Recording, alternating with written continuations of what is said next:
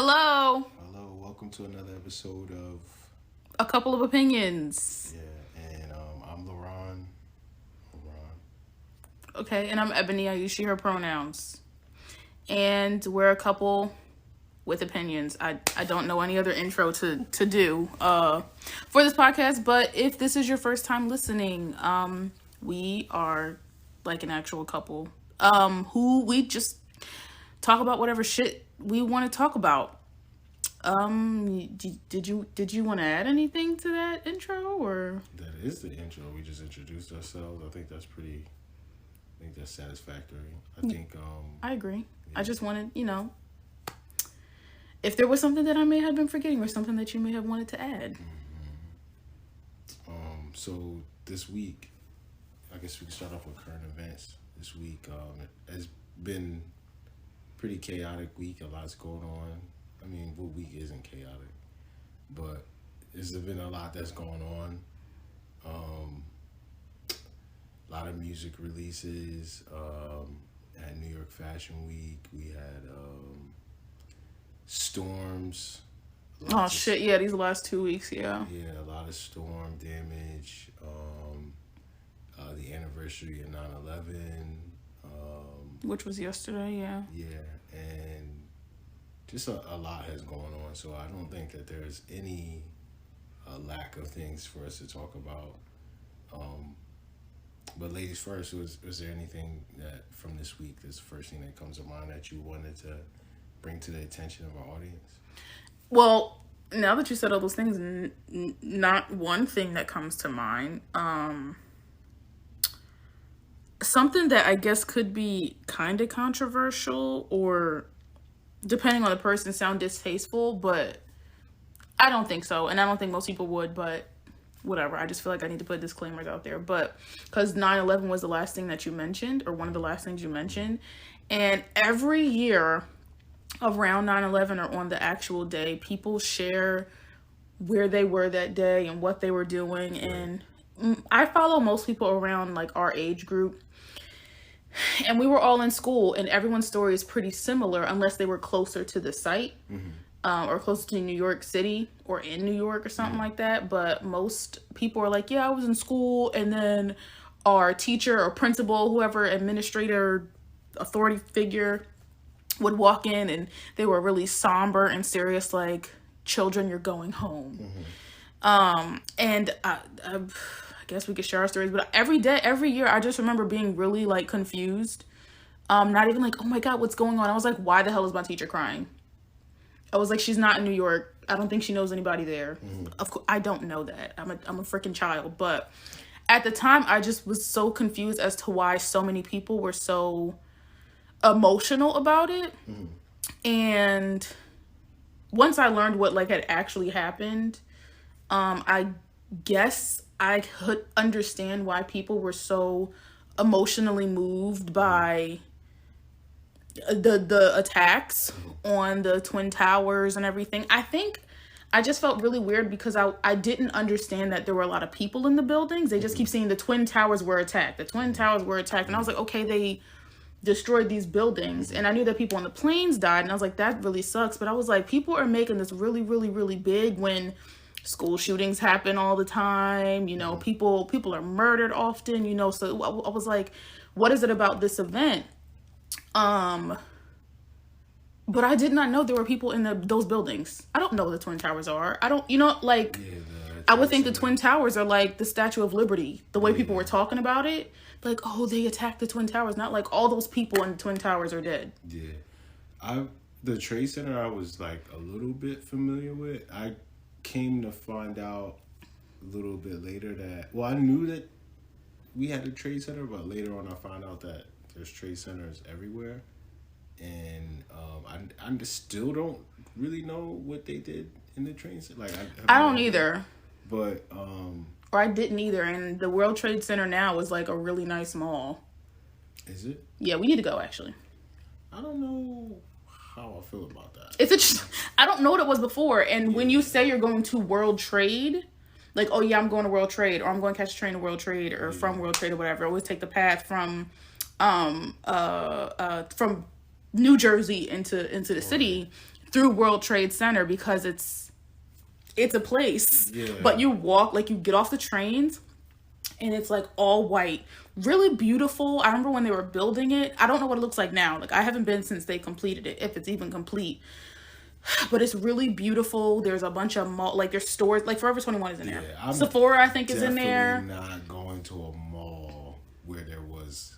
I mean, we've talked about this. But before. I don't know if that's where World Trade was. It's just called World Trade Center. I have no clue. I know nothing. Yeah, I'm pretty sure it's in the general area where. And we've talked about this before about the fact that pretty much the entire country or pretty much any land is a graveyard for where people absolutely were. But that's pretty current, and I just don't.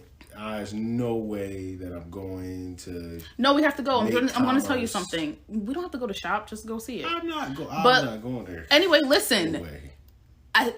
I'm pretty sure there's a museum where they call it Ground Zero. You know, it's like, oh, we have to go see Ground Zero, pay our respects where it actually used to be or where it actually happened or what they have designated as it. So I don't think the train station mall place is the actual place because there is this other thing that looks like a comb that kind of terrifies me because it's just so big. That's over there. I think there's a dedicated area for that, but I get what you're saying. But no, I don't think they're all the same thing. Of like for miles and miles and miles and miles on is was a wreckage where people were crushed and killed. So I like in that whole. Yeah, I'm good. I'm good off that. It's a train stop that people go through. If we take the train through, we're going through World Trade. People can go to, so we could just go to like, what's the one where we haven't gone there? American Dream or something. Like we go if you want to go to, we can go to American. No, baby, it's not the same thing. Well, it's a mall. No, I'm telling you, it's not the same thing. No. Yeah, it's not the same thing. Yeah. It's not the same thing. I'm sure it's not, but it's not the same thing. I don't know how else to say it, but it's not the same thing. I'm not saying like, oh my God, we have to go, but it's just like, I just wanted to share that with you because I've gone through there hundreds of times. Like when I used to go to New York City all the time, like I would go through there. So that's just something I wanted to share with you. Not so much like, oh my God, we should go shopping. I don't want to go shopping in New York City, first of all. It's better to shop in New Jersey. Of course, we know that, But yeah, I mean, 9/11 itself, and I think we talked about this a little bit, but I think I'm a Black person, right? I'm a Black woman who grew up in South Jersey, around Atlantic City area. And I'm not super patriotic the way that a lot of white people probably are. And I think that's why I don't always, and I also don't know anyone personally. Like, there are people that I know in my life who are like, yeah, my uncle was a firefighter and he was helping people, or my cousin worked in that building and didn't go that day, or something like that. I know people who know people that were affected by that or died in that attack. But it's just like, it's something that I can empathize with and understand. Like, this was and it's always like, it's an attack on our country. And I mean, every time the 4th of July comes around, people bring up, is it a Langston Hughes poem? It's like, what is the 4th to the Negro? Like, what, that doesn't, there's such a separation of an attack on America. Right. Yeah. So it's just like, I think all of that. So it's always been such a disconnect or just a strange disjointed feeling around it. And in my line of work, there's always like, oh, we're doing a day of service. They always do a day of service for 9/11 and a day of service on Martin Luther King Jr. Day, which are very interesting because one is about a tragic attack on our country, and the other is the birthday of this guy who did a lot for civil rights and everything. It's like, one is a celebration of someone who was murdered by our country, and the other one is a memorial or in memoriam of an attack on our country. It's really interesting, and all people do is like, oh, we're gonna go read books to the old people, or we're gonna go plant some trees, or clean up trash, or write some letters, or visit some sick kids in a hospital. It's always been really weird to me that that's what people do for those days. But I don't know, I've always like reflected because I felt like I was supposed to reflect, but reflect on 9/11 because so many people do that I wouldn't expect to. But part of me thinks that people who are affected by it, and I'm not talking about people who like, oh, my cousin or maybe somebody was actually there that day. I'm talking about like people I was in class with that day who were like, I remember that day. And it's like, Yeah, well, let's use for an example that scene in The Magicians, which is something that you've been watching, and maybe we could talk about that like at some point. Like I don't know, but the scene in The Magicians where the teacher brings up the kid being killed on campus, and it's like, how has this attack? How does it affect you? And then the girl's like, well, I think it's sad because this and that. oh, and she didn't even know his name. Yeah, and she didn't really know his name. Yeah. And some people take on like the identity of like of being hurt by a tragedy because I don't know, they want to be a part of it, or they want to, instead of like maybe actually doing something that actually like benefits the victims, or you know, something that's constructive, where it's like rather it's more of like a social Me Too type of thing. So I tend to see that a lot. Like I've seen that a lot growing up, and like, I mean, I just know it when I see it, and I'm not really the kind of person that like, I don't feel no kind of way about it. I don't really feel no need to call anybody out, because it's like, it's a huge thing and it happens all the time. I think it's always going to be better to just be like, all right, so if we're supposed to be doing something for this day, maybe we should do something just in memoriam to the people who were actually affected, the families, like, you know, the people who have to this day are dealing with asbestos in their lungs because of the range of the attack, and how much dust and filth and asbestos was in the air. Those type of things where it's like, all right. But there's a lot of that. I mean, in America, where there's this weird social thing where like people just pick up, because I've done it. Identities. I've done it in the past. Like, people are sharing on social media. And I mean, I didn't have much to post, because the one which is feels so not horrible, but feels so like whatever, is that I remember learning that you can print the newspaper more than once a day.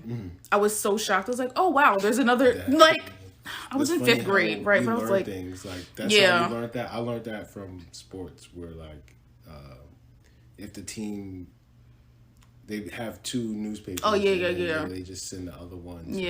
So that's how I know, like, they do print multiple newspaper things. Like. And it was like early in the morning. I want to say like around 8 o'clock or something. And then we all just went home. But I think we went back to school the next day.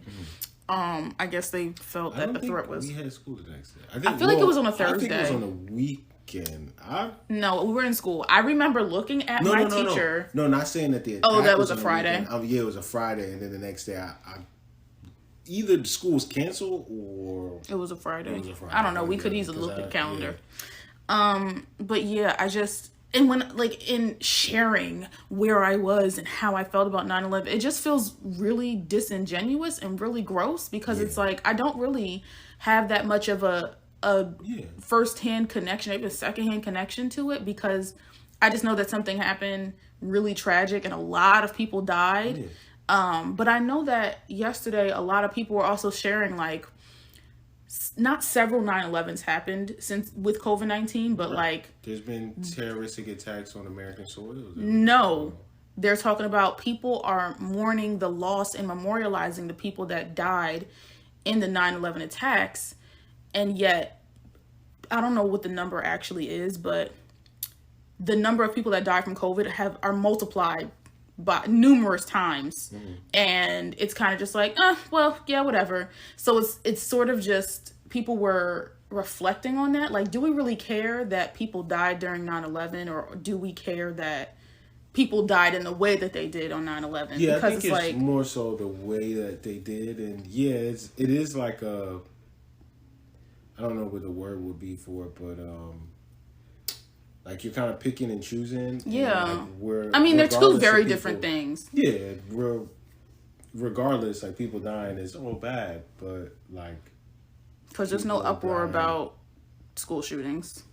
Yeah, unfortunately, not like how it should be. Yeah. You know what I mean? Not where, like, or just not even just that, but like, let's say like any type of shootings where like kids are shooting each other like in their neighborhoods and stuff. People like murdering their spouses. Yeah, or things like that where it's performative. It's a part of life where, like, it seems like some horrible tragedies have more of an effect than others, or people. Yeah, I mean, it's the same thing as like crack versus like opioid addiction, and even like, I mean, even school shootings where a lot of predominantly black and brown cities and like actual cities talk about like people getting shot all the day in the hood, and people are not talking about that to the magnitude that they're talking about school shootings, although school shootings happen way more often than we know, or that we can even think of. But it's like,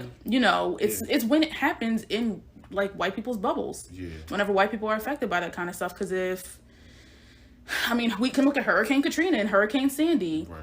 That's a great you know, example. like Hurricane Katrina, those people literally just drowned, but Hurricane Sandy, you know, like, came right here, and it's like there was a lot of where New Jersey's strong, and it was again a lot of patriotism with that. Where is I think it's New Orleans not in the United States and stuff, narratives and labels, and it's like what's the value of a life? Like it seems like there's more value for certain lives than there are other lives.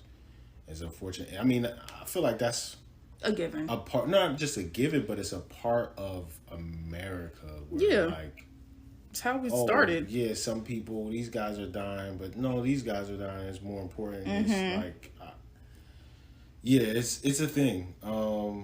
There's bias. There's all kinds of different narratives and stuff that are going on. It's unfortunate. It's really unfortunate, and I think the hurricanes are a great example because nobody did that. Well, I mean, if we want to get conspiracy theory, somebody could have done it. But in hindsight, nobody controls. Besides the point, even like regardless, like there's still environmental devastation. Yeah, and there were people that died, and there was supposed to be parameters set up for responses. And those responses didn't really come to the aid of people in Katrina. Supposedly, like I'm just going by what was reported and told. Like so, like that's a thing. It's a thing in America, and I think until we get to a point where it's like every tragedy echoes with the same force, and people respond to it with the same vigor, then, you know what I mean, like, let's, you know, black trans people that are dying left and right from violence in their own neighborhoods, like in their own communities and stuff like that. Where's the outcry for that? Except by other black trans people. So and it goes on and on. Like we could rattle off a list of those examples, and and then like, we're supposed to be like riled up about like 9/11. You know what I'm saying? But not to, which feels weird to like make a comparison, but it's sort of like all these other tragedies are happening and y'all ain't giving an iota of attention to it. But if people always bring up, like, you know, never forget 9/11, but we're supposed to forget slavery, they always bring up that whole thing. And I mean, and again, I think that's very valid, absolutely. Narratives and like social conditioning, where like, why isn't someone saying, why aren't the same outlets talking about like, this is the 435th anniversary of the first slave ship that arrived to the United States. Because, I mean, clearly there's a much deeper history than 9/11. It's only been 20 years of 9/11 and 400, 500, 600 years of the beginning of slavery that we know of in this country. I still feel like it should be the same. No, absolutely. What I was going to say was that there's a much deeper history with slavery in the United States. And, I mean, it's the very platform that this university, this United States, well, I mean, some universities do exist based from slave labor, but this whole entire country is based, like the economy. The echoes of slavery still resound. They go on. It's like, it's almost immeasurable. So there's not, we're not even really trying to like compare those things. We're just using them example. We've just used like other examples, like the two storms, and we're just going off of those examples. But really, the point of what we're saying is that all tragedies are bad. Why is that not the case? Some tragedies are seen as I mean, and this is the age-old conversation. Belittling 9/11 because what happened with 9/11 is a terrible tragedy, but there has been an innumerable amount of tragedies on American soil where anything that's happened to Native Americans. Yeah, exactly. The ideal thing should be that all Americans feel for, just like how all very patriotic Americans feel like all Americans should feel a certain kind of way about 9/11. All Americans should feel a certain kind of way about slavery. All Americans should feel a certain kind of way about black trans people being targeted and murdered, and because all of it is Americans, because we're all supposed to be Americans. That's really what we're saying is that. So, I mean, that's that. I think slavery is just one of the more, of course, not for us, but more difficult things for, I guess, the infrastructure of the country to even begin to address in memoriam, because they would have to take responsibility and own up to the part that we are only here because this thing happened, because we saw these people as cattle, and we abused and did all these horrible things that we don't even know. But I think we might be overlooking how well America can spend things. You're right. I think that you're right. If somebody came out, if the American government as a whole came out and was like, yeah, okay, you know what? Slavery is bad. We pretty much did that. This is what happened. And we're going to go through these steps going forward to deal with it, blah, blah, blah, whatever. I don't think anybody's going to be like, oh, America, you guys are... No one's going to be like, just like, you niggas are the villains. Like, it's just going to be like another... I disagree. Bridge underwater, whatever that expression is. It's just going to be another thing, because I feel like it'll be an empty. They've done that with the like the I can't think of the word. I'm a little bit tired, but how America has dealt with the Native Americans, and I feel like they've come out and pretty much been like, yeah, we've pretty much didn't do really anything justifiable. The dog shit out of these people and pretty much took the country. Them. Yeah, it took the country from. And we've talked about this in our own personal time, but the history books that I've read, they were pretty frank about, yeah, we just kicked these niggas' ass and like did whatever we wanted to, and like, oh yeah, we also did like chemical warfare by putting like smallpox blankets, like, yeah, totally, like very super frank about it, like in but my also history. In our that they also talked about Native Americans as if they were not a thing anymore.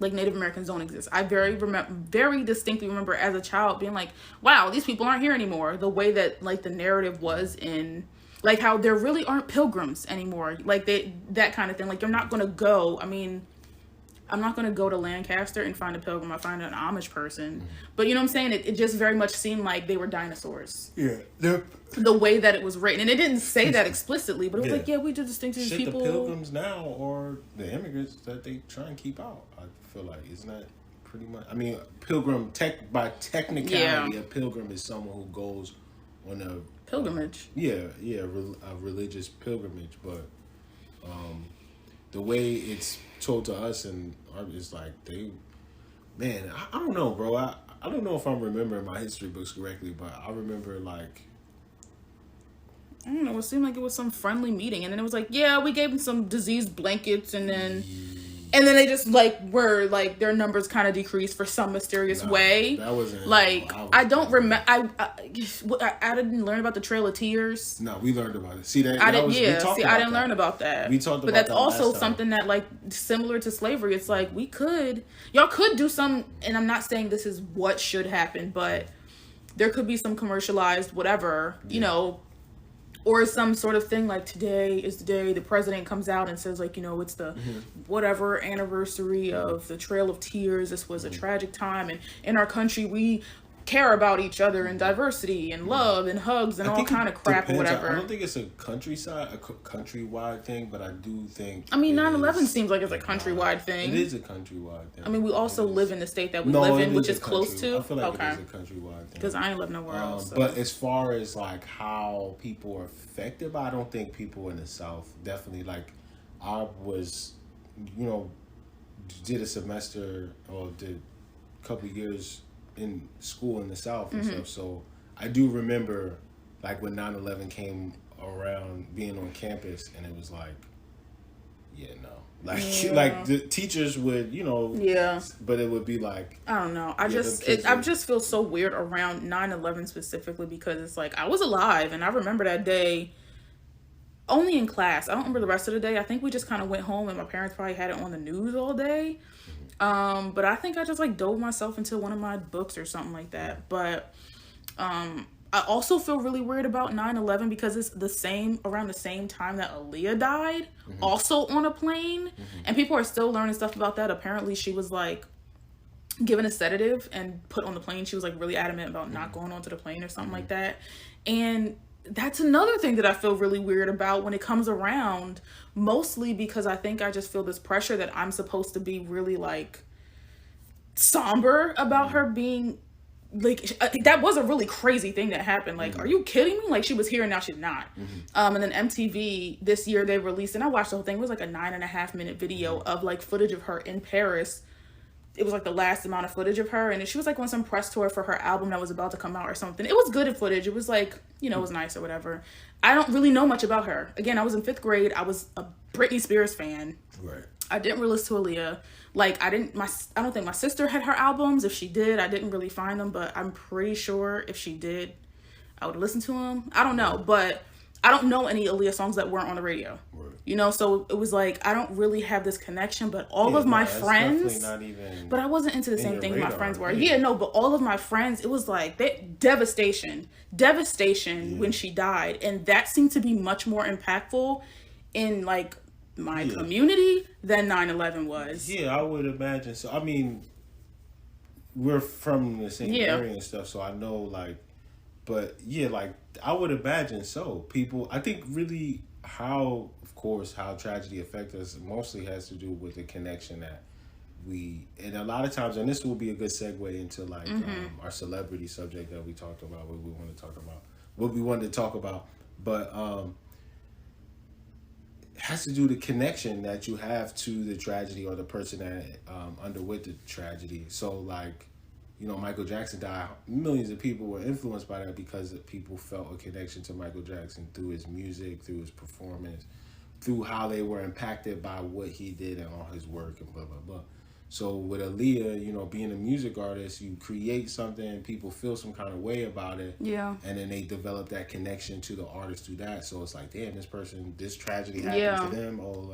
And as far as like her, the sedative thing, I have heard that there was some like someone wasn't comfortable about using the plane, and I recently heard something about that the plane that they used was somebody. I heard like something that Dame Dash came out about saying that something about the plane, somebody something like that. Yeah. And then but celebrities are handled a lot. Like they're handled.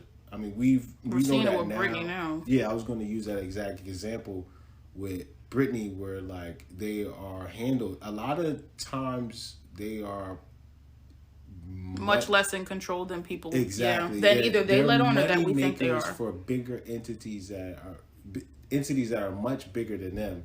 So even though like they do have a certain amount of influence and they make like a lot of money, they still work for an entity that's bigger than them. That works for an entity bigger than them. Yeah, and that they have to like, there are some quotas that you got to meet. Yeah. There's some things that we need you to get done, and we expect those things to get done. And there is no like, I'm not feeling it type of thing. Like, so I can imagine that definitely. And she was younger. Yeah, and I think part of that was it. Around her that were like stern, like you know what I mean, that protect and stern, and each moment that passes by, that I can totally like she's. I Yeah. can totally see that. Like, Yeah, it was just really weird for me. I didn't have much of a connection. I was like, that's crazy that like she was here and then she's gone. And at the time, I don't even think I knew how old she was. I felt like she was much older than she was. I just did like when she first hit the scene, I was not, I wasn't coherent. I was probably just learning to walk or something. yeah, maybe she was like 20. Okay, that's a lie. I was probably in preschool, but I don't know. I also didn't have that much of a connection with like R&B, and I still kind of don't. But I don't know. It was just really weird. So then every time that year comes around, there's a lot of people who are like sharing, Aaliyah meant this to me. I remember there was one YouTuber that I follow who did mostly like wig reviews and videos and all that kind of stuff. And they're like, I'm Aaliyah down. Like they have everything Aaliyah, know everything about her and all that kind of stuff. And it's just so, I don't know what the word is. I guess eerie, because it's like this is surrounding death, and I feel like as a human being with feelings and emotions, I should feel something about this. Right. But because I don't have a connection to it, I don't. But I feel like I'm supposed to, because it's affected so many people at once. Like even Michael Jackson. My household was a Michael Jackson household. Right. Like my dad had the records. Right. We like used to dance in our diapers to that's my Michael Jackson household. Michael Jackson died, and I was like, damn, that's really sad. But now I'm kind of just like, but I'm much more shaken about Whitney Houston, and Whitney Houston was not played nearly as much in my house. Yeah, and I think that definitely has to do more about the connection. Like I think, this goes into the subject that we're getting into right now, but we project things on the celebrities, and I think that is a part of what the industry of celebritydom is about. Yeah. Like, let's use for an example, I think I talked to you one time where, like, I was saying how, like, I don't know, Will Smith feels like an uncle, or, like, you know what I'm saying? Like, some kind of shit like that or whatever. Even though, like, there's no real connection whatsoever, but you just project and they identify to you in that kind of way. That's really just how it works as a whole, like, celebritydom. Like, everybody has that grandparent that like, oh yeah, I like so and so, like, that one celebrity that they like, and it's just like Angela Bassett. It's just a thing. Yeah, exactly. It's just this thing. Like, so I think that plays a huge factor on like how tragedy affects us, and that's a great point that you brought up earlier about like, like you felt like you should feel some kind of way. It's a very human thing, and I've heard people say before, like, they were upset with themselves because they felt like they should feel some kind of way. Like, sometimes some people could be, and I think they even said it in that scene on The Magicians where he was like, I actually feel sad because I don't feel anything. Yeah. And that's a thing, too, for people, and how, like, they digest certain experiences and whatnot. But I think part of it is that people also are faced with their own mortality. Yeah, and that all the time, especially like Michael Jackson died, and also in a really weird way. It wasn't like Michael was like 75 and just like, I died because heart just stopped working. It was like, it wasn't like real age, funny like business kind of stuff, and I think people are like, if somebody like Michael Jackson can die, like then I'm definitely gonna, could go in any minute. Yeah, I think I think a lot like when people like Prince and Whitney Houston and Michael Jackson and even Aaliyah, who was like, I think from what I read from other people who were older than me at the time and like really into, or people who were into her music and follow her story and everything, like she was about to come into her prime in her career. I think that's just really kind of like, shit, life is really freaking short. And like, I'm not really, if somebody like that can just be taken out just like that by some of the craziest and most traumatic ways, like Whitney Houston was found in a bathtub or something like that, and Michael Jackson and his doctor, Aaliyah's on a damn plane promoting a damn album, and that's like, Prince I think was drugs too, and I mean people are dying right now. Who just died? I can't even remember because people just keep dying. I was talking about it, and Michael, the actor that really kind of and a lot of people felt a connection to him because of the roles that he acted, the fact that he seemed like a grounded black man, and he also seemed like he was. I mean, they say it might have been a drug overdose. I don't know, but he always seemed like somebody that was like a trouble spirit or somebody who was like a work in progress. Like I'm still working on my like I'm still very much in my deep dark part. Yeah, like he was ground, and that's another way that we can identify. I mean, Chadwick. People were like, I had no clue, and I think Chadwick. I mean, yes, everybody was really devastated because I mean, it's Chadwick. He played James Brown. He played Jackie Robinson. He played T'Challa. Black Panther. Roles, the blackest fucking roles. Yeah, he was. I thought he was about to be like he was definitely Trump and Denzel. Like, just with the roles, he was like, damn, this thing is playing. Just knock him out the park. Roles. Yeah. The first movie I think I saw him in was that I remember seeing him in because people like Kevin Hart was in Soul Plane. I had no clue that was Kevin Hart. Mm-hmm. I didn't really care for Soul Plane either, but that's neither here nor there. But yeah, I think the first thing I saw him was 42 when he played Jackie Robinson, and it was a really good movie. And I was like, man, I love this guy. He's also really attractive, but also he's much older than I thought he was. Mm-hmm.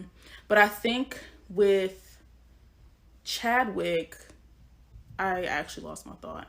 I think it was just a gag where people I had no clue he was sick. Like, we're supposed to have that intel. We're supposed to know everything about these people because we love these people. We have a connection with them, but we don't really know these people. And I think that's a kind of a hard pill for people to swallow, especially now. Like, when Michael Jackson died, I tell people this all the time. I fucks with Twitter because that was where the first place I heard Michael Jackson died. And then 10-15 minutes later, the radio started announcing it. And I was in the car. I'll never forget. I was in the car with my family, and I was like, Michael Jackson died. Mm-hmm. And we were all just kind of like, what? I was like, yeah, Michael Jackson died. That's what Twitter said. And then we were listening to the radio on our way to our cousin's football game, and it was like, Michael Jackson died. But I have the complete opposite Michael Jackson story. Is kind of dark. Me being just how I was as a kid, like, I'm sitting at the kitchen table, and it was like, I forget who was. It was like Linda and like Vaughn, a couple other people were in the house or whatever, and I'm just like, something came on TV, and I'm like, bro, I'm sick of seeing this shit. Like, it might be better for Michael Jackson to just go because they're just destroying his legacy. Like, he's destroying his legacy. It's your fault. No, I'm kidding. All this stuff's going on.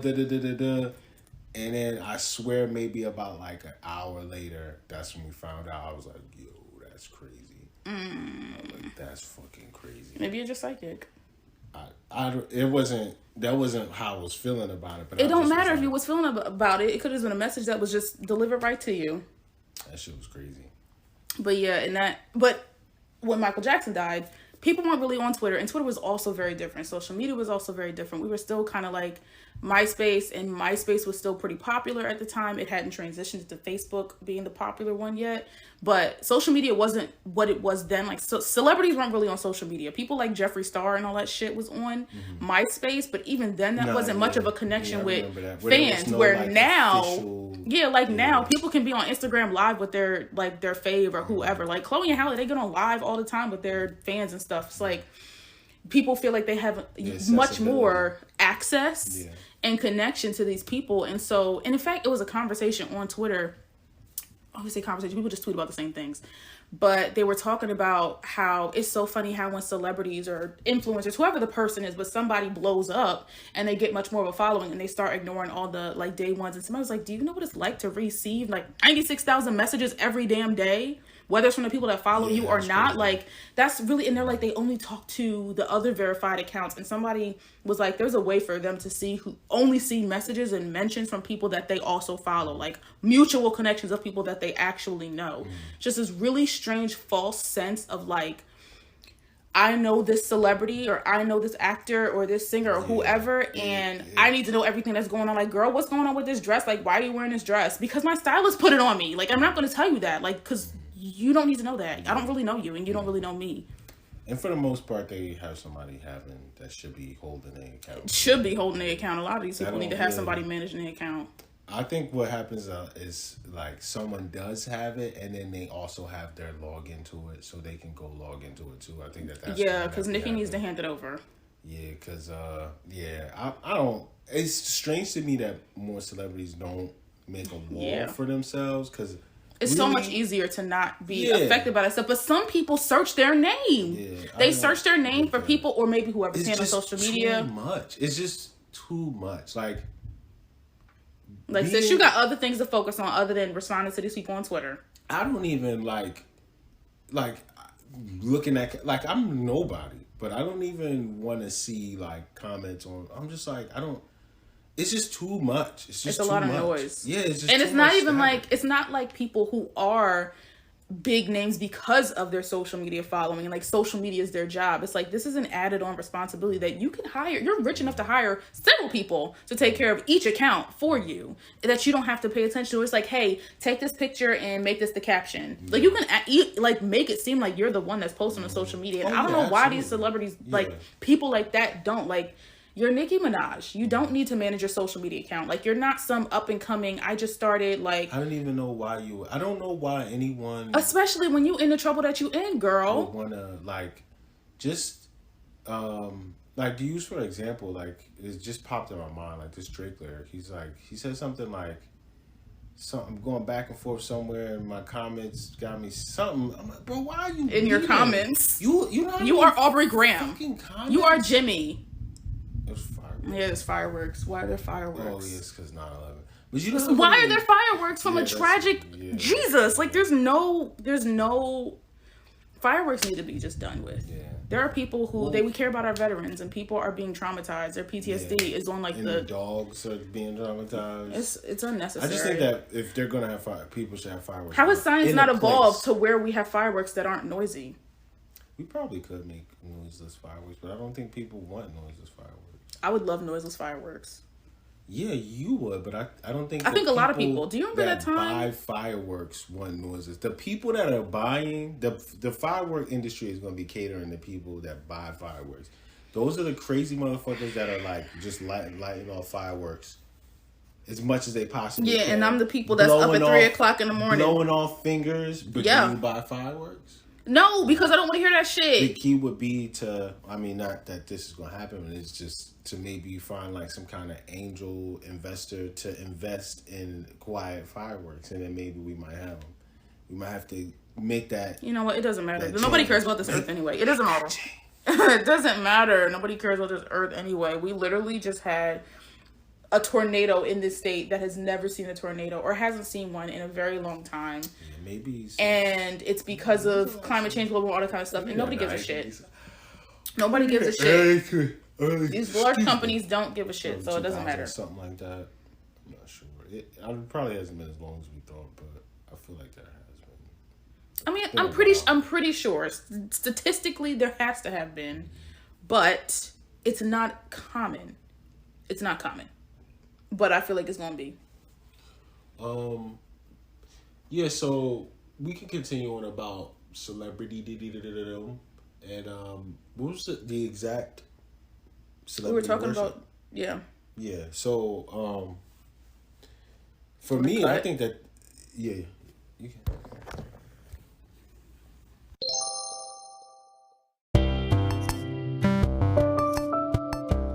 If you haven't heard about Anchor, it's the easiest way to make a podcast. Let us explain. It's free. There are creation tools that allow you to record and edit your podcast right from your phone or computer. Anchor will distribute your podcast for you so it can be heard on Spotify, Apple Podcasts, and many more. You can make money from your podcast with no minimum listenership. It's everything you need to make a podcast in one place.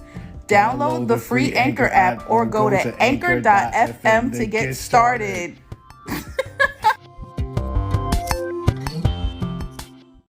So, yeah, we were talking about celebrities and... Like celebrity worship. Yeah, celebrity worship, yeah. And idolatry? Idolatry? I don't... So, for me, like, when I think about it, it's really like kind of all business, the way like how it works, and it's just elaborate.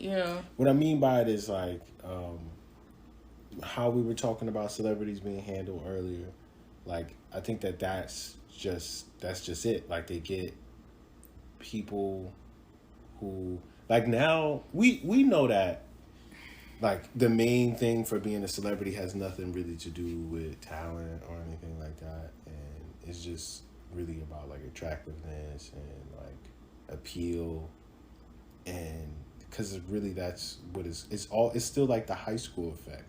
Yeah. So it's like, oh, you're gonna like this person. We want you to like this person. We put this person up for you to like them, and then basically like a company will invest whatever, depending on whatever industry they're in, whether they're actors or like look now, like that's the factor of like how people become crossover stars from like social media Yeah. into like other major fields. So maybe like I don't know if they're doing something, I don't know, like they've got a story, they're attractive. Oh, you know, they go from the little leagues to the big leagues. Oh, we Yeah. see people like you got a little bit of a following.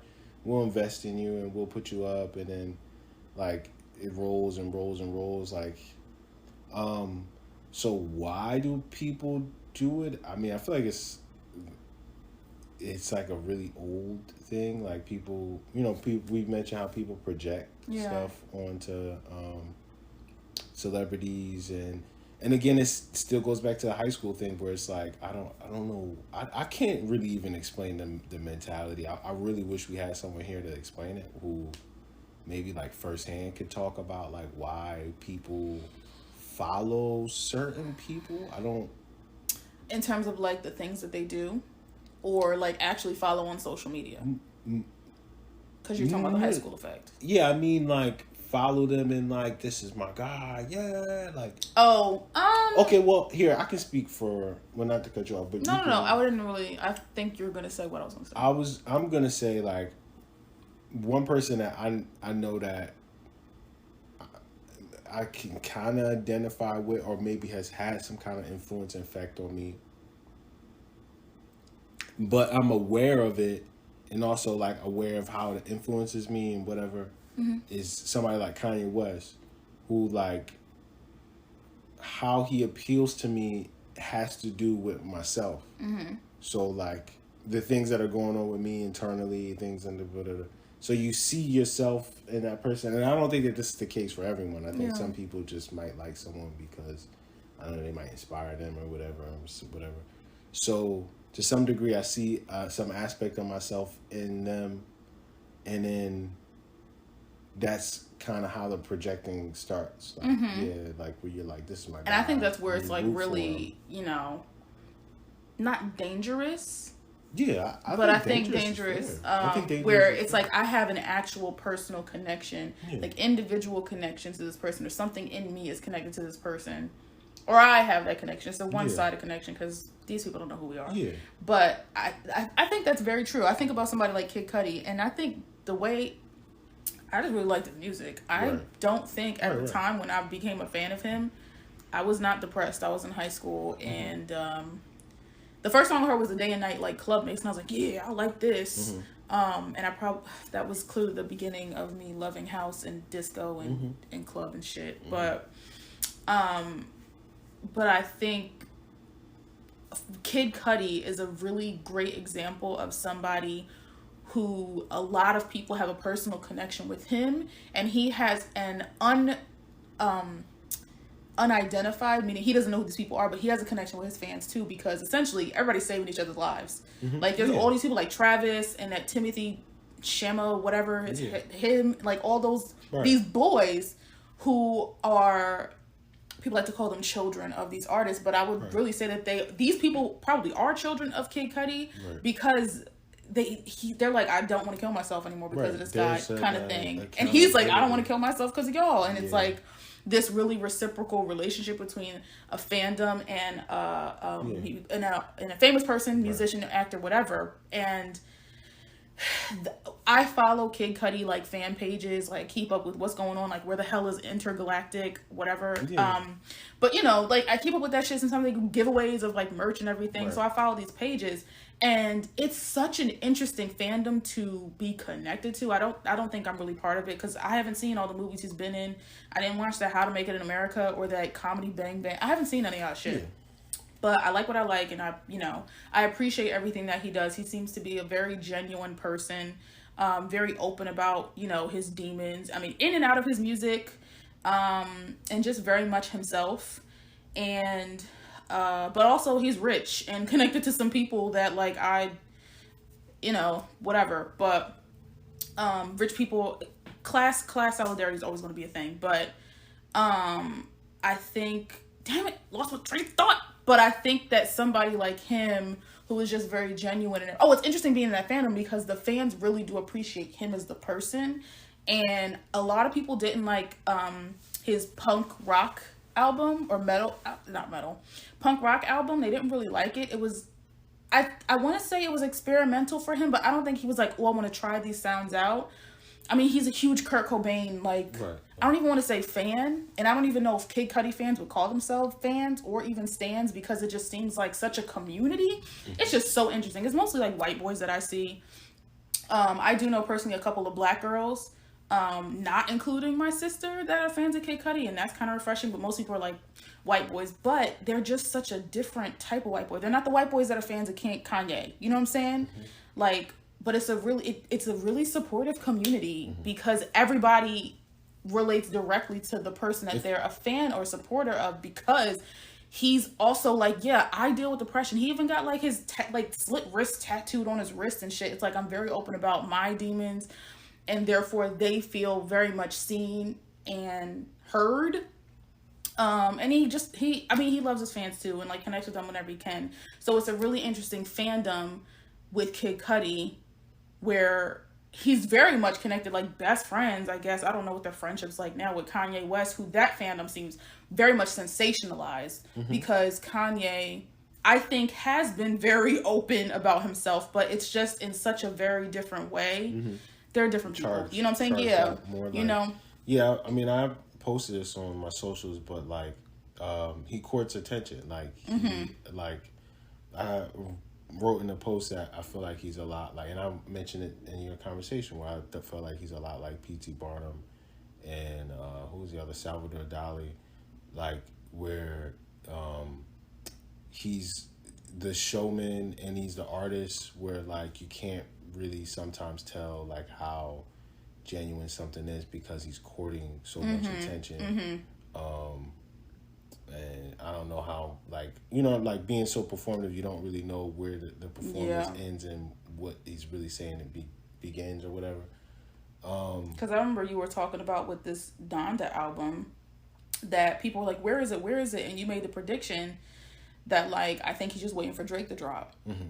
Yeah. Then that was before. Which is super calculated and planned, and not like, I'm just going to let this album come out when I feel. And that was before that narrative was clear. Like, I'm even on record saying. It was like the first thing that he had in Atlanta. Yeah, where like, that it was very clear to me that it was some kind of conflict between them, and that was the intention of what he was doing that was going forward, was to make a intentional effort to best him, mm-hmm. like financially, like with the sales of the listening parties and all that other kind of stuff. All of that was very intentional. He's not, from what I've gathered about him as a person, even though he might seem kind of manic and like all over the place, a lot of the things that he does is like thought out.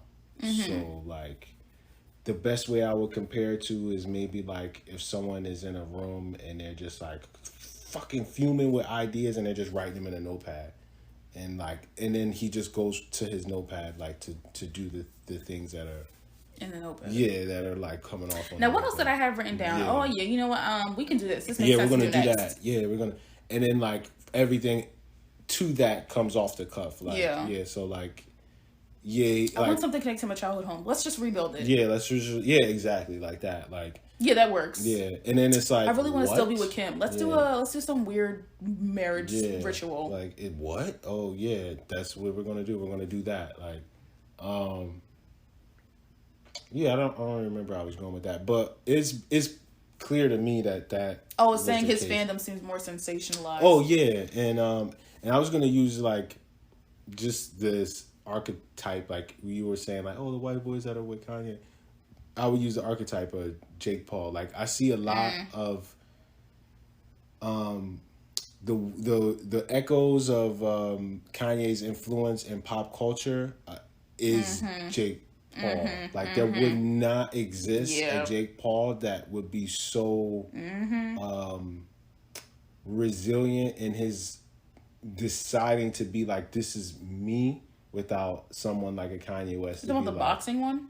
Yeah, that's the Logan one. Jake is the one that was in the suicide forest in Japan. Yeah, Logan.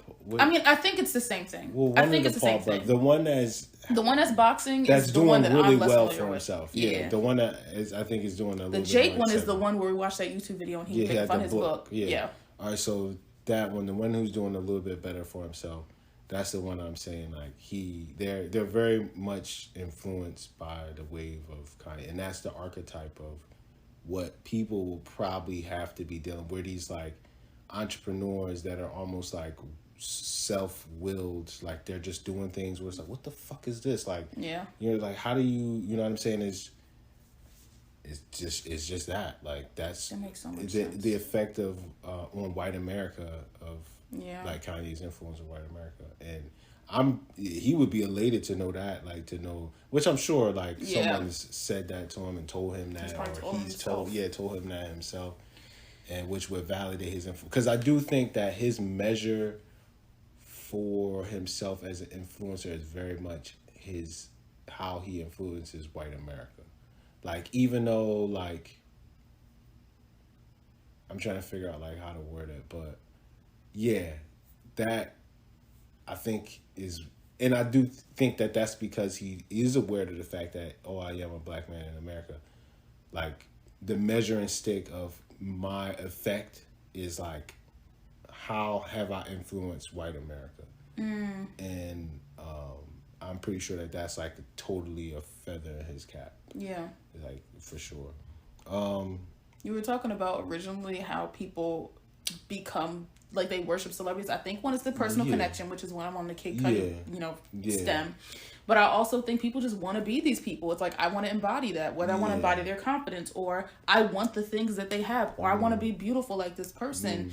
And if I, follow their every move, then I guess, but I think it's that kind of thing too. And that's the high school effect. Absolutely. Yeah. That right there is the high school effect, where it's like stereotypical popular people or cool people or the badasses, where it's like, I want to be like that. I mean, Mean Girls. There was the scene in Mean Girls where she was like, Regina wore army pants and flip-flops, so I wore army pants and flip-flops. Like, that kind of stuff. That's great. When they try to sabotage her tank top and cut out, like, the nipple part of it so her bra was showing, and the next day everybody's shirt was like that. Yeah. Even the teachers were wearing it like that. So, I mean, of course, it's a comedy and it's pretty exaggerated, but it's to that point where it's like, I want to be this person and I want to emulate them, which is why everybody's wearing Fashion Nova and everybody's wearing, like, even there was, I don't know what it was, but dresses are getting smaller and smaller. Like, there's all these cutouts and everything, and everybody keeps trying to call it Fashion Nova, like Fashion Nova fashion or whatever, and I'm like, nah, that's stripper culture. That's black stripper culture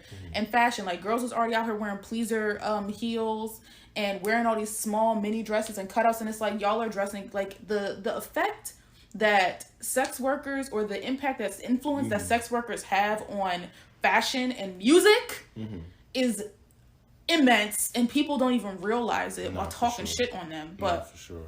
It's definitely that sort of effect. I don't know why I brought that up. Why did I bring that up?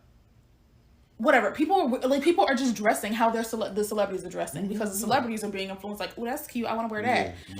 And there are women who are counterculture. For sure. But there are women in the industry and men, talking about Channing Tatum, who were working in a strip club, who were dancing in a strip club and everything, who are now, like, I mean, Cardi B is the number one example that people use, but Eve was stripping in the clubs too. It's a lot of these girls that was out here stripping before they, became the people that we know of them today.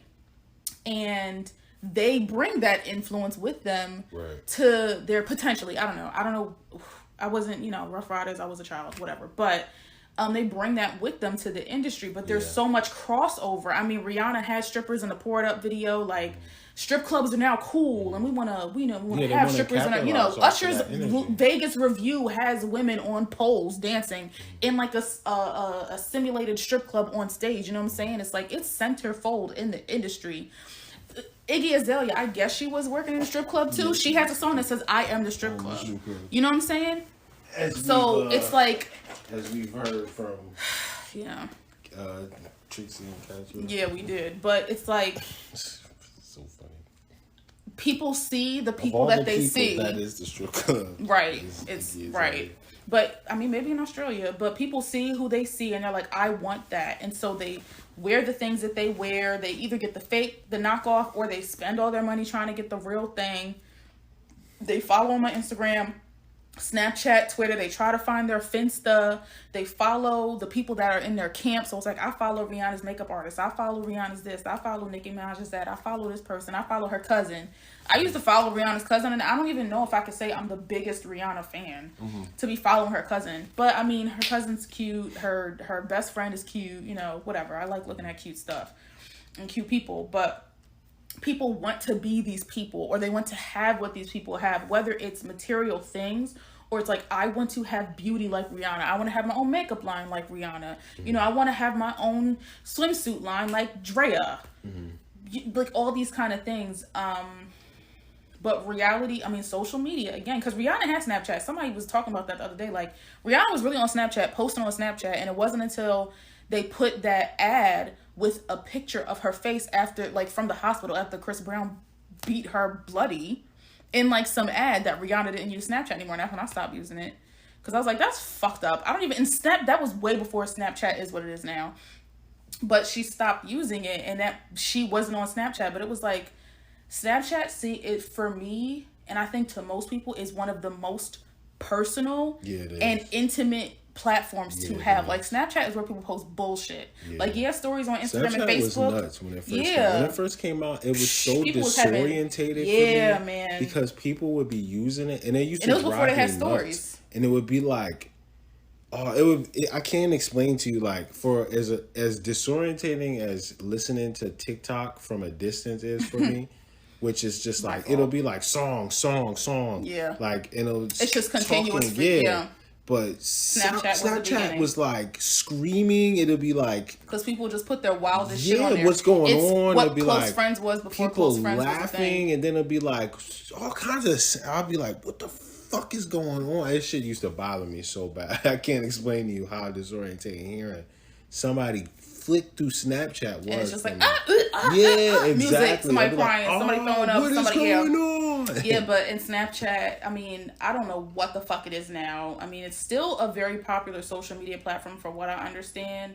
But Snapchat just seems, it's very much its own thing. Snapchat is being kept alive by, we watched a video on it earlier today about the Gen Z kids. No, not even just that, but the TikTok Musical.ly kids. No. Oh my god. No, we're talking about Snapchat, which is they're using those. Oh, them story things. Yeah, the story really. things, right? Which are like also like they take and cut up YouTube videos. And sex workers, which we're going full circle. Yeah, you're right. Which is like pay for my private premium Snapchat. Pay for my premium which Snapchat. Which is not a real thing. It's just paid to get access to stuff on Snapchat. That which has now turned into OnlyFans. Yeah, and I mean, but most people that have OnlyFans also have that Snapchat, as well, and that's a part of like that. And that's from the way that I've been seeing, I think that's like, I mean, of course, people are still using it, but like what is the driving force is that from what I understand, there's snap scores or some shit like that where like you get a score. I remember that was happening right before I got off of Snapchat. There's a like snap map, which we saw in that movie thing.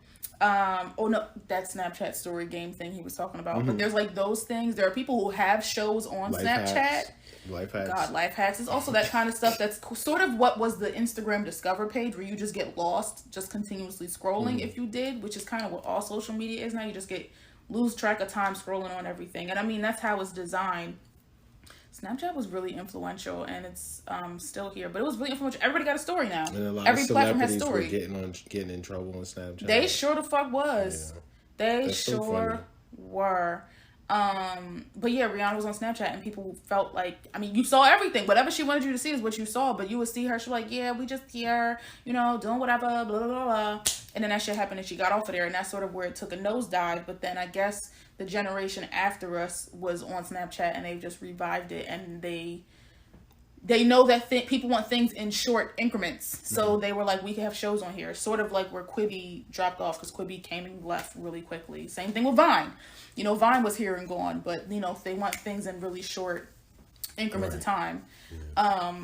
But I think that ultimately it's like, I want to be this, I want a part in this person, or it's like, I want to be their friend. They seem so fun and they seem so cool. And what happens is we forget that, just like we do, we only put on social media and put out there in the universe, like the webiverse on television, well, people only put out there what they want you to know and think about themselves. And now that we have the internet, people are able to dig into stuff a little deeper, and things aren't so black and white anymore. Like Beyonce with this Tiffany diamond or whatever, and everybody's like, blood diamonds, which, I mean, nobody had to dig into anything. If it's an old ass diamond from Tiffany and Company, which is an old ass company, I'm pretty sure it was the highest of unethical ways that it was, you know, brought to Tiffany and Company. But that kind of stuff, I mean, Rihanna apparently has a sweatshop with her stuff, which wouldn't really be surprising to me, because pretty much all of these companies use sweatshops. And then it ain't even just like, well, Nike, they got sweatshops. No, for sure. But that's what I'm saying. It's like these celebrities for a long time, like the early 2000s, like Paris Hilton and Nicole Richie and all Pam Anderson, and rest in peace, Anna Nicole, but all of like those kind of people, like tabloids, and it's just like something sensationalized, and it's something that it's like, I want to be loved by all these people, I want all this attention, I want the money, I want the fame. And that's, I think, where, no, that's a lie, that's a fucking lie, because it was people going crazy for the fucking Beatles. Yeah. It's just the it's most, never, it's been a thing, because I was going to say that people are just like that, but I think that is when what we see now as like, no, that's a lie. No, it's not. That's true. a lie. Yeah, people was trying to run up on stage with these celebs back in the 60s it's been and the 70s a thing. too. It's just I think it's what we're fed. It's what we're told. Like these are the these are the epitome of like people. They're the best people of all. Yeah. They're the best actors, they're the best dancers, the best singers, the best stylists, the best models. And that's what we're told. So it's like, damn, I want to be connected to that. Yeah, a part of like, modern society, we lost perspective of the fact that no, like celebritydom, like the scale of celebritydom has not just been this big. There's been bigger groups. There's been bigger. If anything, the groups in the past sold better because there weren't the platforms. Like you had to go out and buy a fucking... You had to go buy a fucking CD. Yeah, like a record, a cassette. Like, are you kidding me? Yeah. Like what? And that's why when people try to talk shit about like people like Janet Jackson, who's coming out with a documentary, can't wait to watch it. But they talk shit about Janet Jackson, who was blackballed because fucking racist ass CBS or whatever after the Super Bowl situation and fucking Justin Timberlake. But they blackballed her, and she still did really good selling physical CDs. Like iTunes wasn't a thing until high school, and it wasn't even...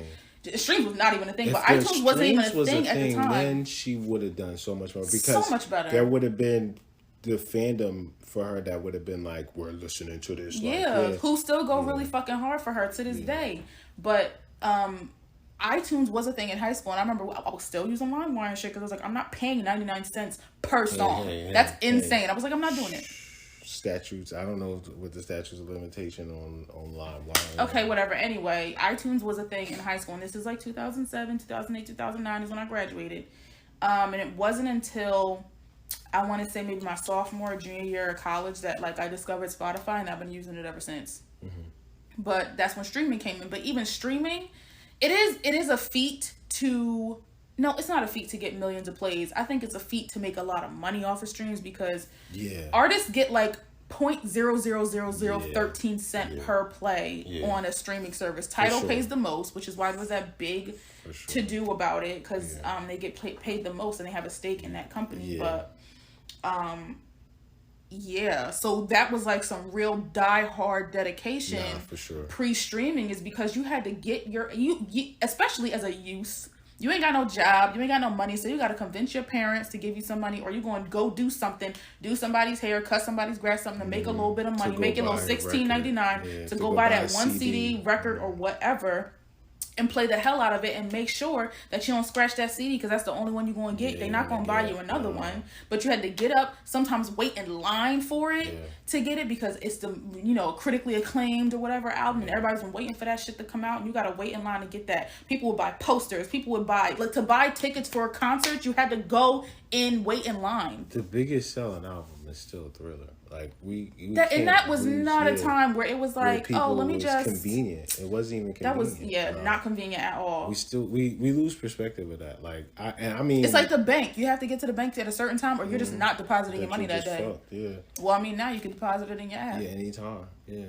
So, but celebritydom is huge, and I think I just with all that, everything that we just said, and to still go full circle about like, these celebrities being, I was thinking about this, but like essentially, and it depends on what their deals are, what everybody's business is different. Everybody, how they set up their situation is different.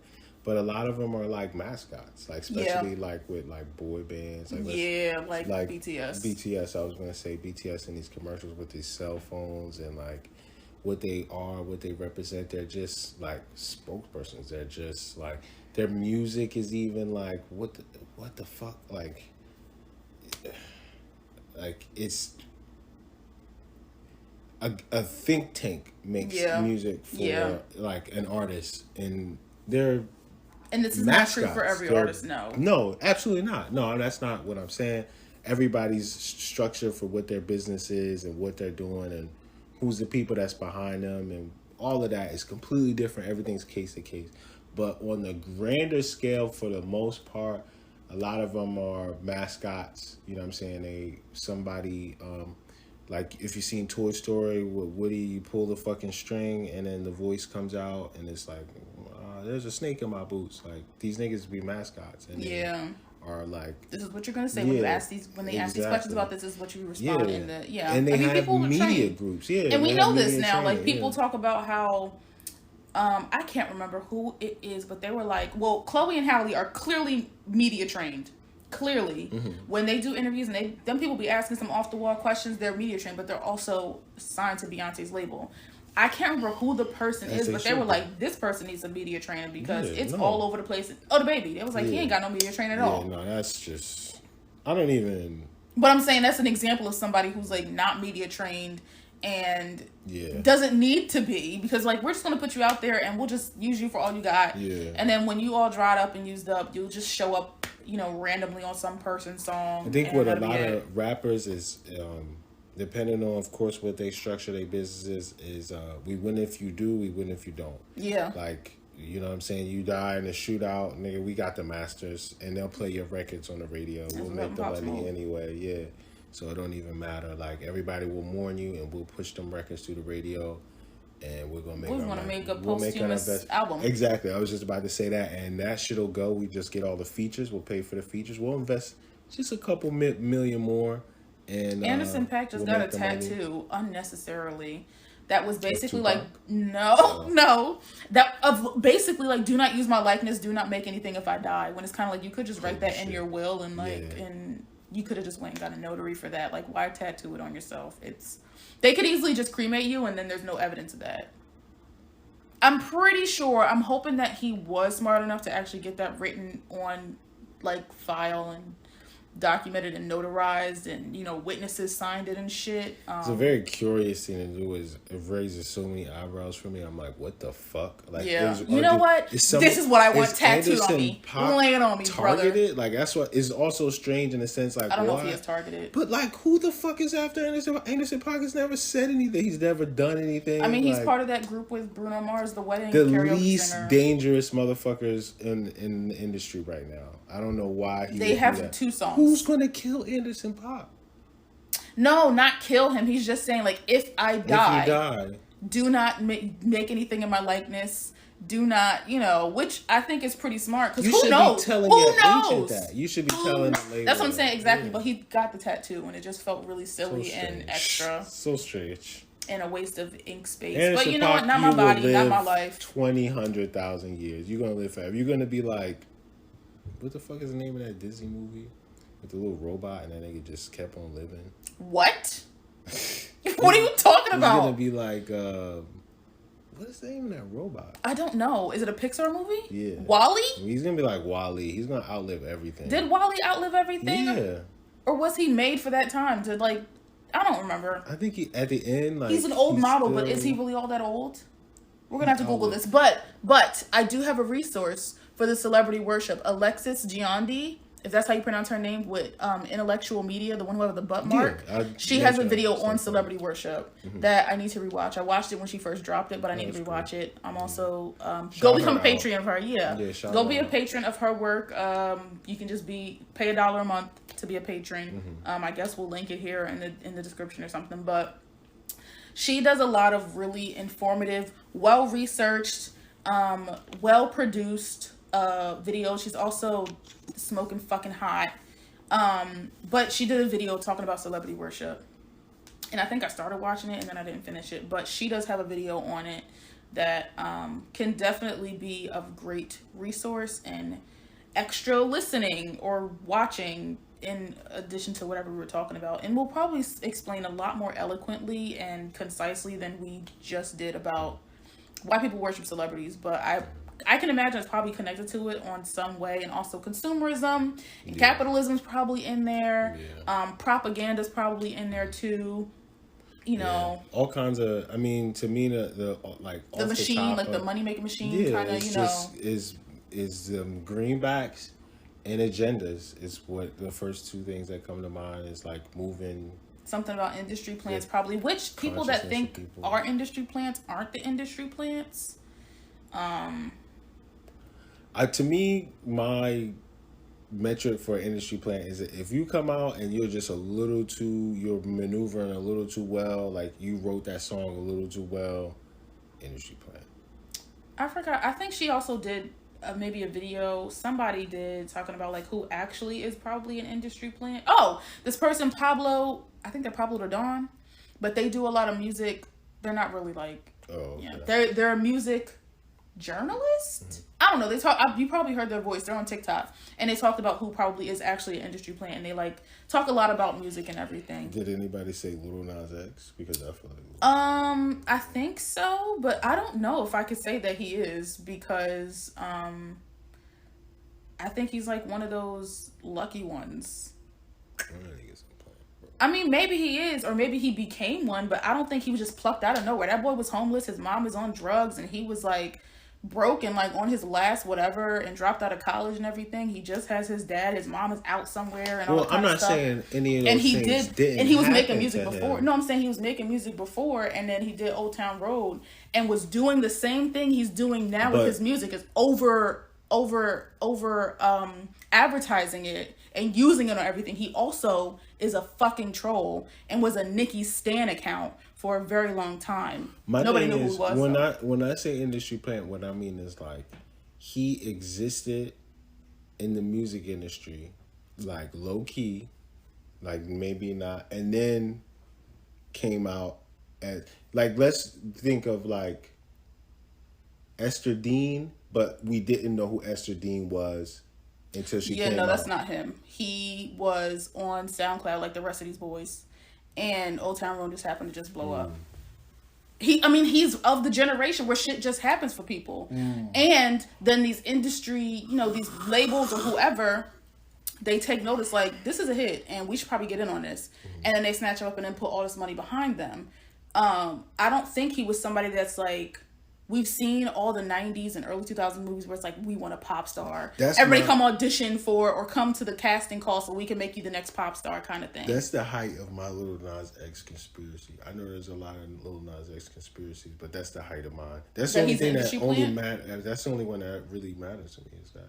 Like the rest of them is like, I don't really care about that. Yeah, I mean, the same thing happened with Cardi B. She blew up was in Vine, where she was like, a hoe never gets cold. I feel like she had a lot of visibility though. And then also, I don't think so did he. She's not a viable musical. Nobody's like, I need Cardi B to write these bars down. Yeah, no, nobody. But what I'm saying is, they're writing for her.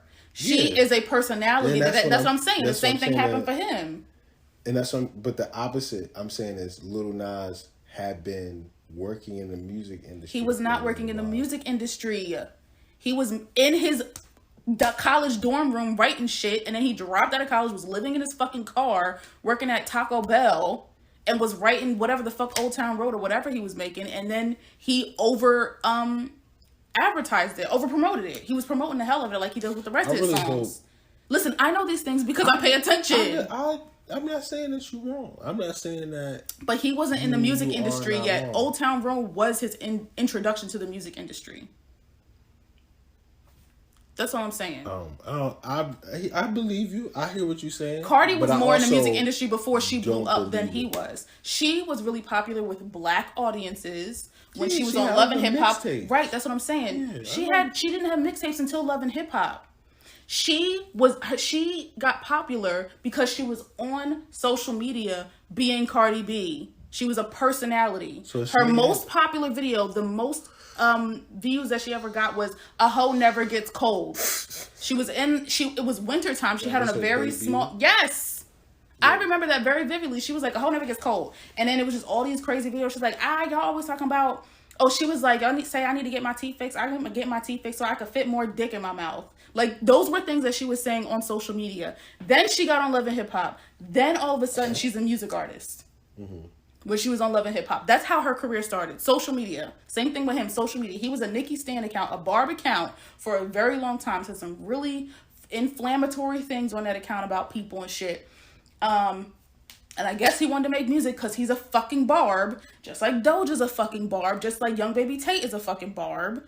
And the industry saw dollar signs when they saw him. And they just ran with it. And now he is where he is now. But I don't think he's much of an industry plant as like maybe a BTS could be seen as an industry plant.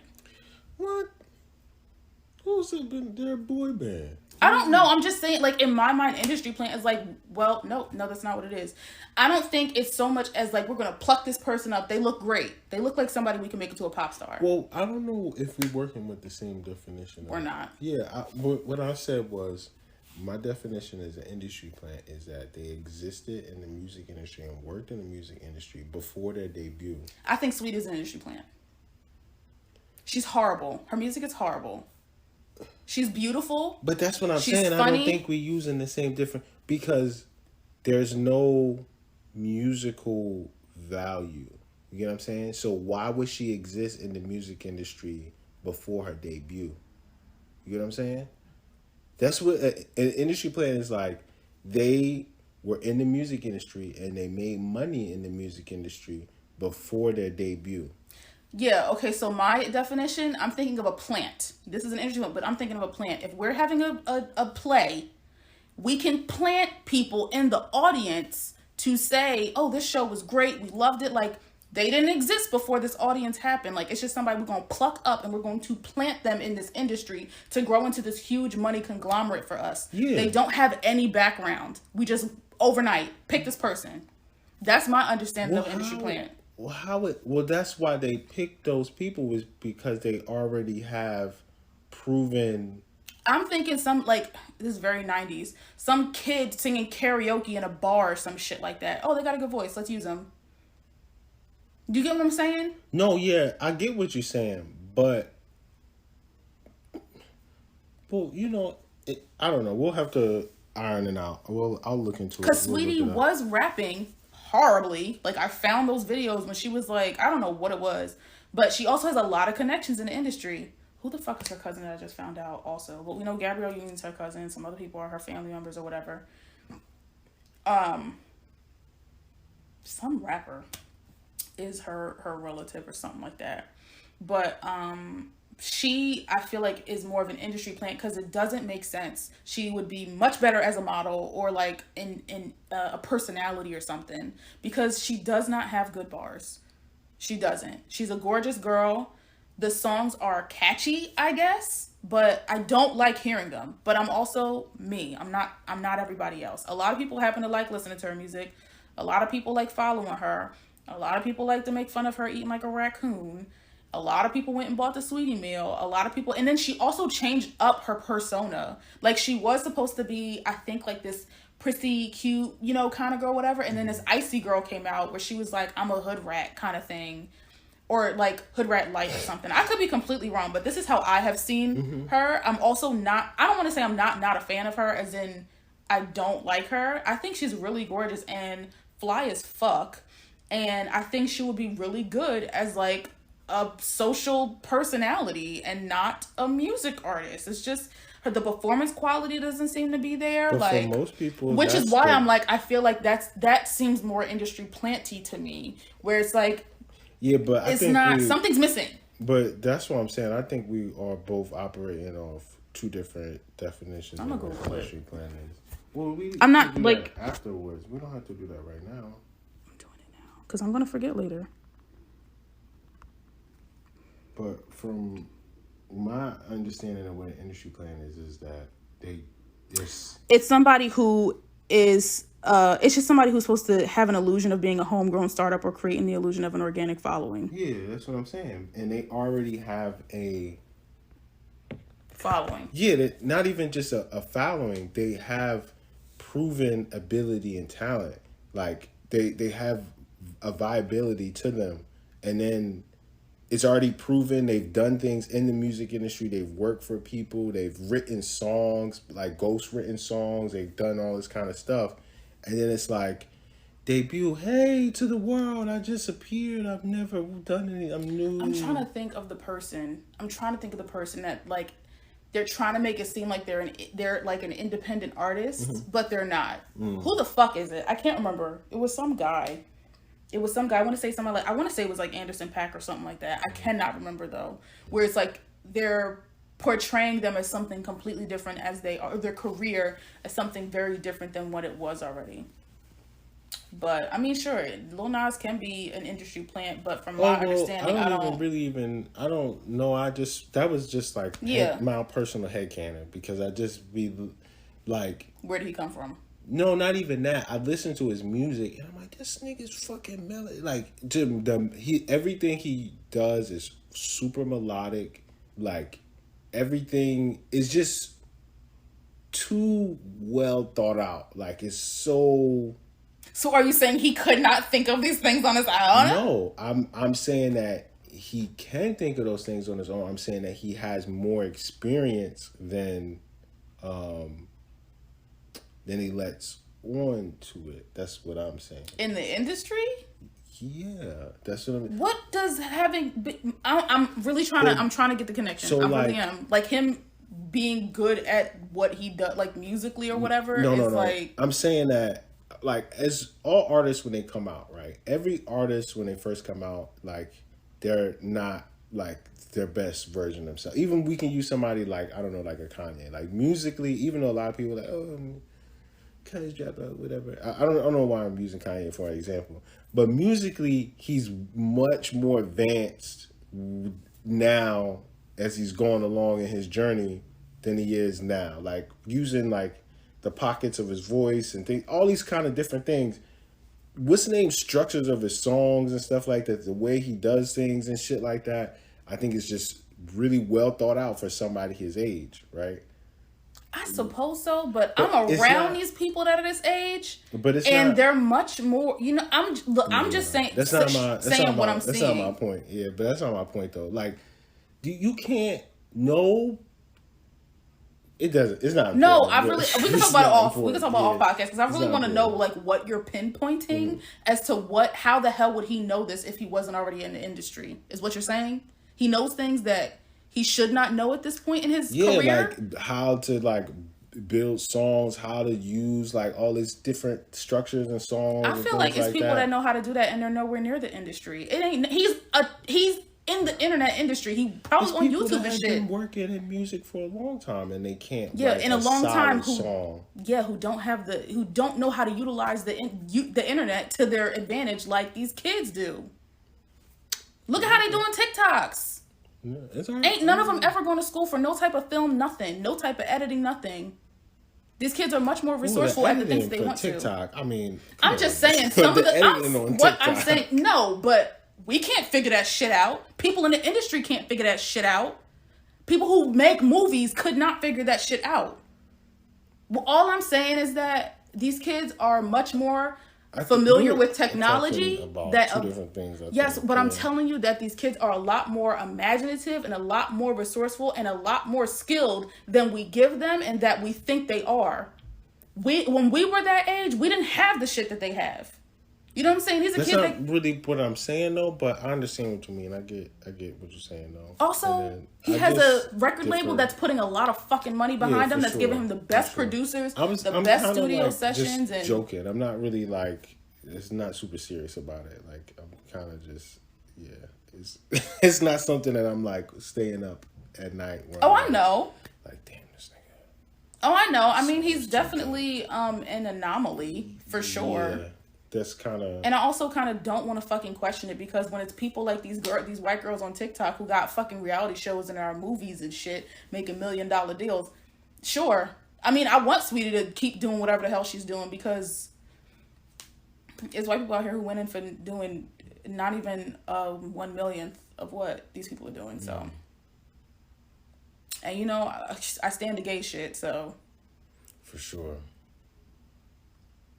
But yeah,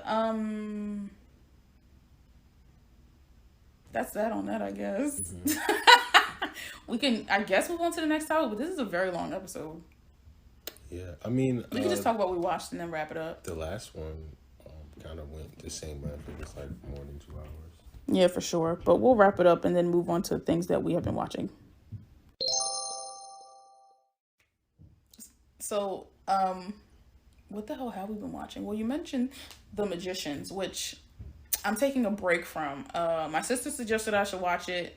I love all things magic and fantasy and sci-fi and shit. So, actual, like, the way, because it's called The Magicians, it doesn't really attract me at first because I don't really care for magicians, but, like, witches and warlocks.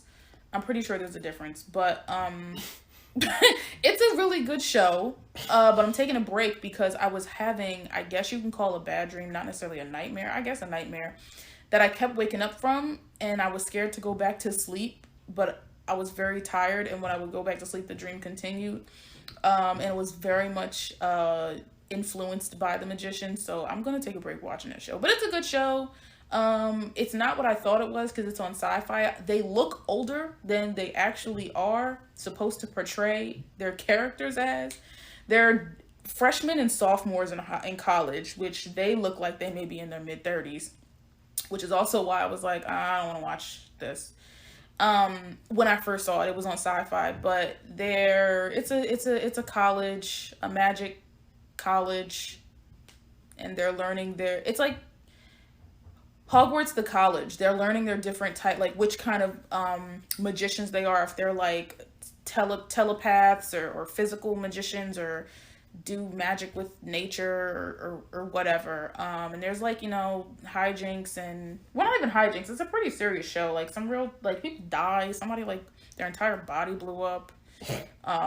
No, that was the other show. What's with like shows in school? Like I shows think it's are kind like of pedophilic. Obsessed with like Children. School settings. Like it shit kind of drives me nuts. Like yeah, most shows are set in high school. Set in some type of school. Sabrina, fucking. This show, what was The Order? You watched The Order. The Order, they're just going to college too. School. Just every fucking show is just centered in it's pretty pedophilic to me, whatever the word is. Because it's an attempt to appeal to like the audience that they want, the audience that they I suppose so, but when you think about it, you could like it's just crossing the fence, like with The Order, which is on Netflix, which is what I was watching before.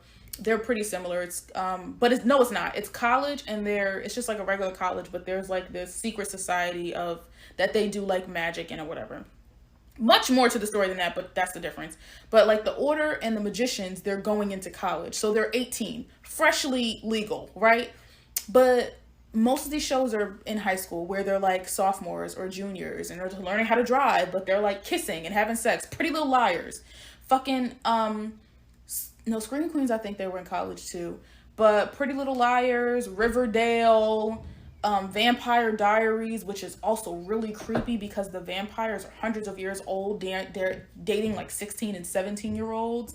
But it's it's like maybe they are trying to appeal to their audience, but when you think about it, it's like 35, 40, 45, maybe even 50-year-olds who are writing these shows and filming these shows, and they're filming who are supposed to be 16 and 17-year-olds having sex and doing drugs and killing people and all kind of shit. It's really strange and bizarre. Yeah, that's what it Gossip kinda, Girl. yeah, that's what I think. I really feel like they make these shows, and there are people who are like, might be out of touch. So it's like, oh yeah, what do you, the Right. people we want to appeal to, might as well make it about them. And usually doing they this don't thing. make sense. It's like, this is not what happens in high school. But a show like Degrassi, which is very after school special kind of show, where, yeah, they are having sex and doing drugs, but it's not for the point of sensationalizing it. Or it is a part of the plot, but it's like, this is what's happening to kids in high school. And it doesn't seem so like hot and steamy and yeah, it's we're over here doing cocaine. It's like, this is kind of like sexual assault right now. She's being coerced into sex. Or this one is about to like venture into a really dangerous online relationship. Or this one is, their parents are abusing them and they're doing drugs. Like, it was, all kind of shit. It's like the real stuff that was that could be happening to teenagers. It's also a Canadian show, but I don't think that means anything. Yeah, man, I hate that shit. Bro. I don't think that means can't. anything. But yeah, a lot of the shows are set in high school. Where it's set in school, like that shit's, it's not fun to me. Like, especially if you say if I was in school, I spend like a certain amount of hours of my day being in school. I'm not about to watch people show. in school again. And the thing is, they're never in school. Actually, they're just school age. When you think about shows like Gossip Girl, and I only watch Vampire Diaries because there were vampires and werewolves, and then it did a spinoff into the originals, which is way better because nobody's in fucking school. Nobody's of school age. Everybody's a grown ass fucking adult, and much more interesting and storyline moving things can happen. Where it's like, oh, sorry, I can't fight this, or I can't fight this battle because I have to study for a math test, or school doesn't even matter and I'm fighting this really big battle.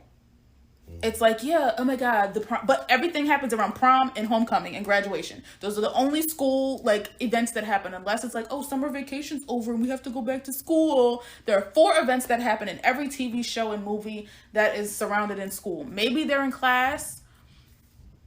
High School Musical, they were in school a lot, but they're not really having sex and there's no drugs. It's like, oh, I mean, it's a Disney movie, but they're like, hey, we finally kiss at the end of the movie, and it's like a really big fucking deal. Holding hands is a really big fucking deal. I'm a High School Musical fan. But, yeah, a lot of them are set in high school, and I think it's just really gross people. When you can easily just put them in college and put them in the same exact situations. They still have to go to class. They still got to go to work. They still got to answer to their parents. They still don't know shit about life. But they're not children. Y'all are writing shows about children having... Like that's so fucking gross and weird. Yeah, that's pretty weird. But, yeah, so I was watching Magicians and I'm taking a break because, infiltrated my dreams. And that was a rough night. I had a heartburn too. I was so tired and I had to go to work the next day. So Magicians is going to be on hold for a second. Yeah, the last thing that I had watched was a show. We had watched What If, and I really liked, What If. They just came out with a new episode. Well, Marvel's What If. They just came out with a new episode, but we haven't watched it yet. I heard some pretty good things about it, but the last one I think we caught up and watched all of them, but the last one I seen was, I liked a lot. It was, I don't want to spoil it for anyone. It was an episode based around Doctor Strange. Oh, yes. Yeah, yes. And I found that one to be pretty fun. Yeah, that was cool. But we just recently watched, well, we have to watch the rest of it, but what did I just... WandaVision. I'm very late. Also WandaVision. Yeah, that was good. Which is funny. I'm glad you brought that up because someone just sent me some information where it said that the WandaVision plot is beat for beat the same plot from the third Pokemon movie, which I have memory. No memory of the third Pokemon movie, even though I've seen parts of it here and there. But like it's essentially the same movie, and I got a little bit of a memory of it, but I just can't like recall enough of it to be like, yeah, it's the same movie.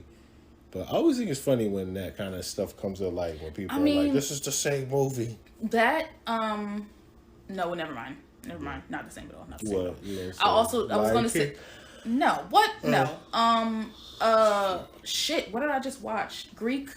Blood of Zeus. Yeah. It's not the same thing at all. As what? WandaVision. Not at all. Oh. It was just a woman who was heartbroken. That's the only. Oh, okay. And chaos ensues because a woman is heartbroken or she's hurt. You know, okay. that's the only connection there. Yeah. Blood of Zeus went really nuts. I would expect so, because Greek myth is just nuts. Yeah. Insane. So, I think you'd like it. I don't know. Why not? I don't know. Some things when they're too like,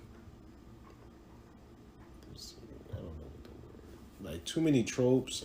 I feel like it's got a lot of tropes that it's like, the trope of this, the trope of that. I mean, the trope of any boy who is trying to become a man. Yeah, that shit. Like every freaking action movie. Oh, I'm just living this lowly life and I'm an upstanding gent. Yeah. All of a sudden I find out I have this destiny that I have to fulfill and I have to... I kind of really... I don't know, man. Is that not Spider-Man? No, Spider-Man is not really about like destiny. It does fill other tropes. No, he has no destiny. Not destiny, but it's like I have this huge responsibility now that I've learned this thing about me or that this thing has happened to me. I've been instilled with this power. Yeah. I'm not really too big on Spider-Man. Spider-Man doesn't really get my jets going. Oh, no, I didn't think so. I'm just saying it's not in a lot of things that you have watched. Yeah. I just really want you to watch it because I liked it. That's it. That's all I'm trying to get to. Yeah, for the most part, that isn't really a trope that I'm too crazy about. Like I think we talked about it before, where like, some shonen stories, like, which is that trope, is ton of that trope. I can't really watch it because there's so much of that. Like, it's like, I get it. I understand. I get it. Yeah, and I think that's why I can't really, I don't know. I'm just tired of watching boys. It's a lot of anime about boys, and the girls ones are like, we're pretty and... There's no, that's a lie.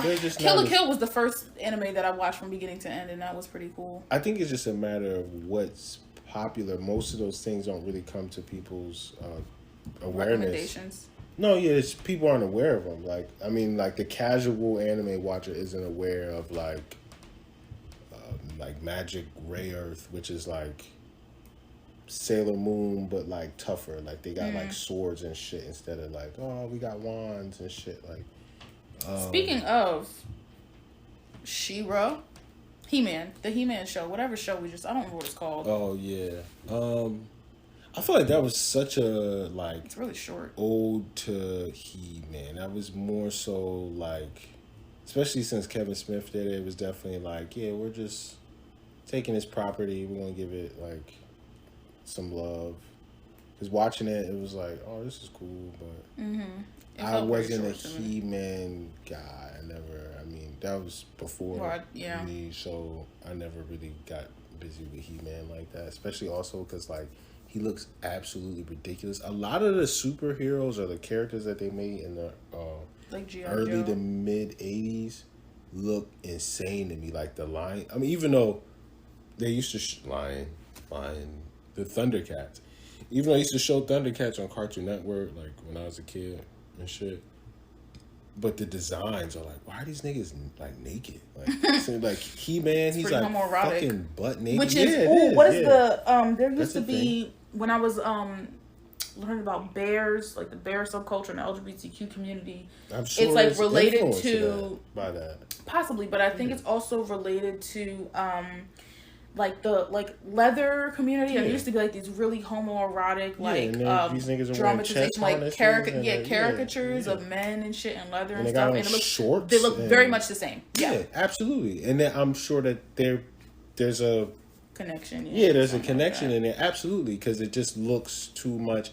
I'll use for it. I think maybe we might have. I don't think we talked about this on a podcast, but superheroes and sadomasochism and kink are like bedfellows, and look at Batman and Catwoman and Joker and shit. Yeah, and also the creators of some of these characters were in kink. We're into kink. So, for example, the guy that made Wonder Woman, the guy that made, I mean, these two aren't too popular, but there's a superhero, Mr. Miracle, who like, he's an escape artist. He's from like DC.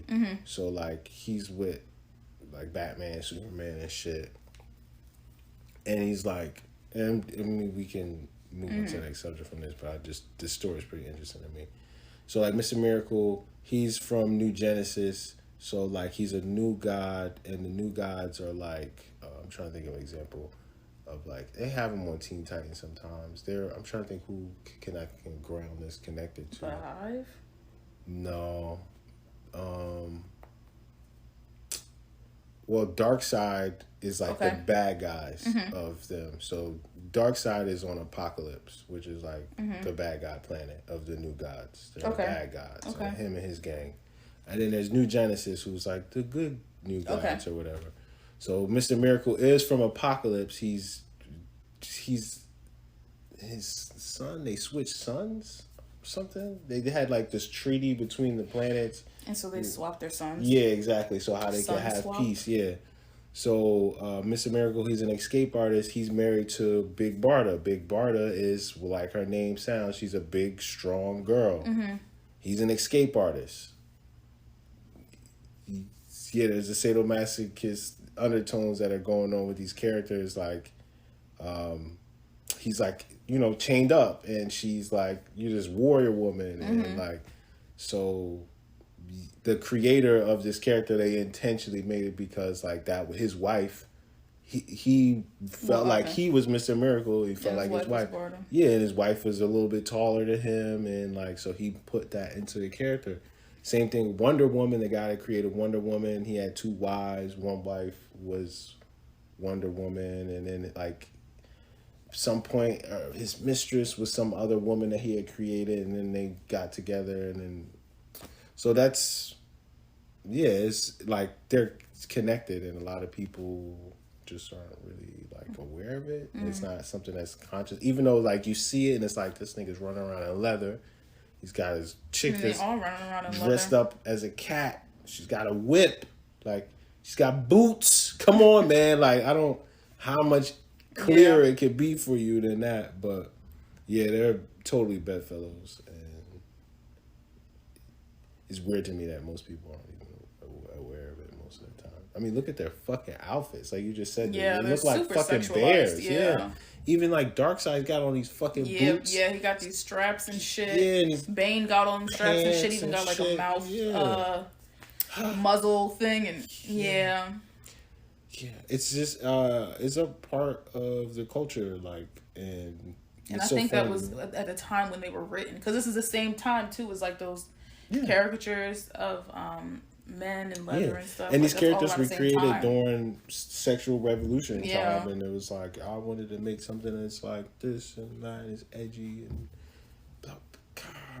so it's very clear to me. And now these characters are in the forefront of the collective consciousness of people, and to some extent they might have lost some of their original like energy that they, but it's still there. It's still kind of part of it. But yeah, He-Man, that nigga, man, I can't fuck like what is this nigga wearing, bro? And he's got the sword grows. Phallic it's imagery. Very a lot of stuff is very, I mean, swords are phallic, so yeah, it is. I mean, that's a part of like castles are pretty phallic. Yeah, it's a part of like that's in everything. Like, so I don't know, bro. I just be looking at shit. I'm just like, nah, I'm good. Like, give me like a ninja guy. You're very much that, or some shit like that. But nah, I'm good. But what the fuck? What else? I've been watching. Yeah, we watched that He-Man thing. And watching a lot of YouTube today. Yeah, watching a lot of YouTube creators. I feel like that's it. I mean, it's been a month since we recorded something, or almost a month since we recorded an episode. So we watched a good amount of stuff, but that's stuff that we like recently watched within like the last 2 weeks. Oh, well, I mean, I watched what the fuck? Villain Saga. That's been something I really enjoyed that I watched. Oh, you sure did. Yeah. You sure did. It's just a historical anime where like it's Vikings and shit, and it's just fun. I'm pretty sure we'll see some. You'll see a live action on Netflix eventually once they can get their hands on it, because right now Amazon has it, and probably about a year Amazon will probably lose the rights to it, and Netflix will snatch it up, and then they'll make a live action. Because they're good for that. They gonna try live action every damn thing. As we record, the VMAs are happening, but I was never watching it anyway. I think I have said this on my own podcast, Raging Black Girl. It irritates the shit out of me that award shows are on Sunday evenings when that is a work and school night for a majority of people in this country. We all could easily choose Friday or Saturday night. I wonder why is it that they do that. I'm pretty sure it's similar to the is it the blue law? Whatever that fucking law is in some counties in this state where everything's closed on Sunday and it's like a religious thing. Like when my freshman year of college, the school I went to, we were in a town where everything was closed on Sunday. So that's why they're capitalizing off everybody being home, is what you're saying. No, the award shows, no. I wasn't making that connection, but potentially. But I'm saying if it's the fucking Oscars or the Grammys, people are going to watch it. You know what I'm saying? Like, people are going to watch it. If it's Tuesday evening, what happens on Tuesday evenings? Something used to happen on Tuesday evenings. Like, why the fuck is this in the middle of the night? But people will sit home and watch it. And why are award shows so goddamn long? And they cut out, like, many people receiving awards. Like, you don't see everybody receiving their awards, especially with the Grammys and the Oscars and stuff and the Emmys. You don't see everything. You see mostly performances, and that's all that I really care for with award shows, because they're not equitable. They're not real. Or more like, now that I think about it, they're like popularity contests. Yeah, it's another capitalist thing where like not even popularity contests. They're selling it's very, ad revenue based off like all these dames will make appearances, and like the Super Bowl is on a Sunday. Is football always on a Sunday? I don't know these things, but I know Monday Night Football is a thing. There's Mondays, Sundays, and Thursdays. Yeah, I don't know, but the Super Bowl is so big of an event that it could be on a Saturday. Wednesdays and Thursday days. I don't know. I just find it very inconvenient, and everybody stays up and watches it. I think we might have just solved it. It's because everybody's home, so they have Sundays, more of a chance. They have more eyes on it. But it's at night. I guess so. But people bend to the... I mean, we were just talking about people's celebrity worship. The media has always told people what they like and what they don't like and what they should pay attention to and not pay attention to. Who should they hate? Who should they love? Why would award shows not choose Friday or Saturday night? They're going to watch it. Everybody's out. Everybody's doing it. They're going to stay home to watch it. If Beyonce is going to drop an album on Friday night, people will stay home until that album comes out, or they will sit in the car at the club until it comes out. So there's no competition. I guess so. Whatever. But look, right? It's just so inconvenient. It's so frustrating. You reminded me of something that I want to watch, and we can go into that as we close.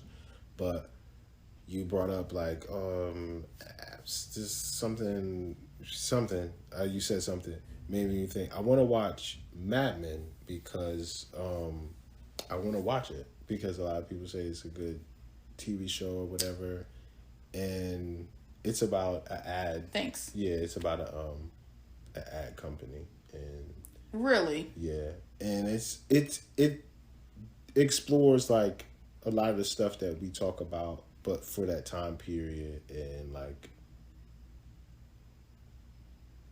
I don't know, people have like Oscars parties and Grammys parties, and I mean the VMAs are not what they were before. When we think about like early 2000s, they're not what they were before. Doja Cat is hosting, so I think it's going to be pretty interesting because she's a troll and a half. She's also performing.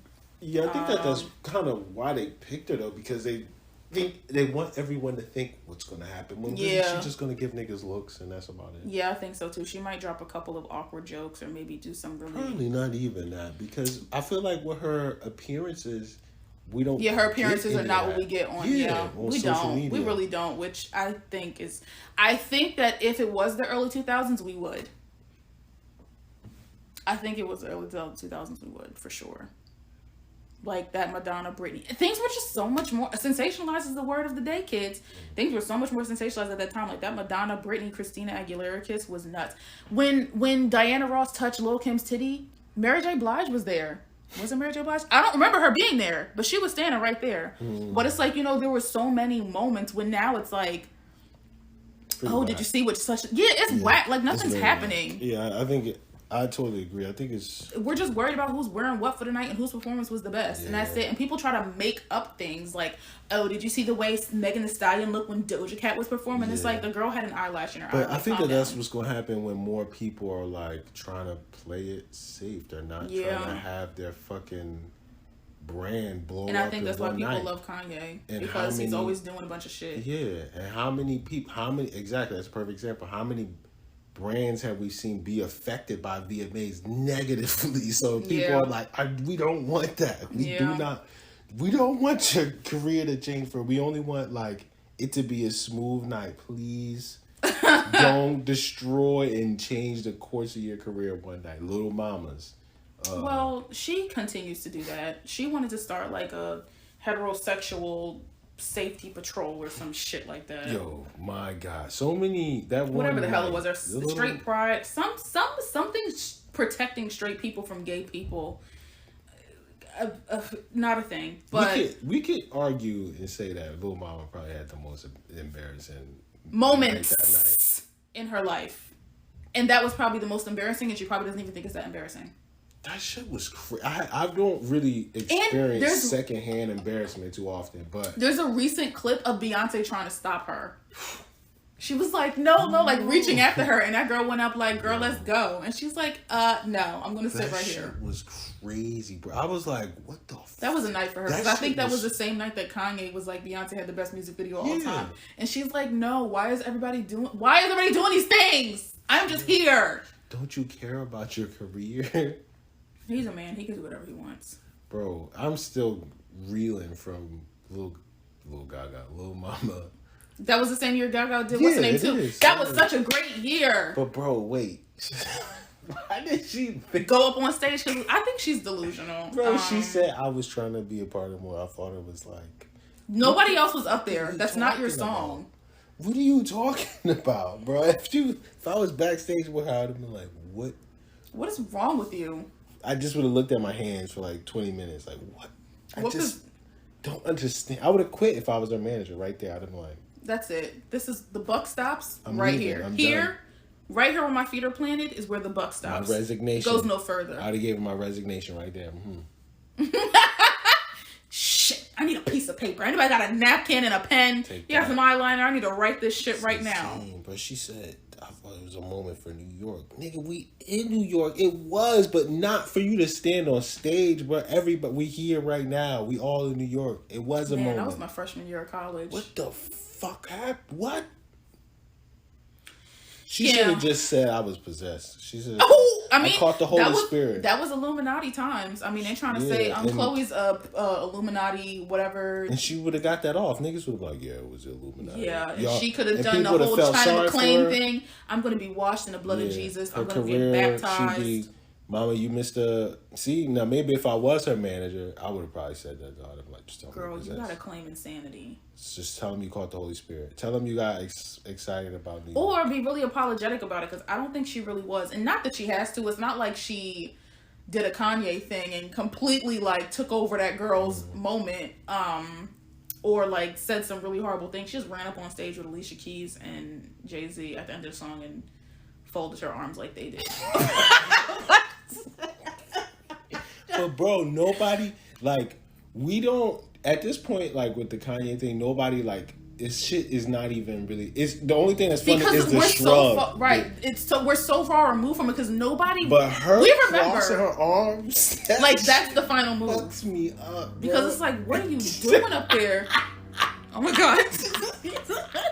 What are you doing up there? You never see the image of her standing next to Jay-Z? And she just looks a fool. Yo. And she's standing next to Alicia, I think. I think Jay is on the right. Nah. Jay was in the middle. I just know she's on the left. Jay was in the middle. Alicia was... I don't know. All I see is her. I remember it so clearly. In my head. She just was like, bro, her outfit was insane. Yeah. It looked like a high school... It looked like somebody from your high school made her outfit. It looked like somebody from... Her high school probably made that outfit. Bro. Yeah, that was a wild ass night. And that was so many iconic moments. And that kind of shit don't happen no more.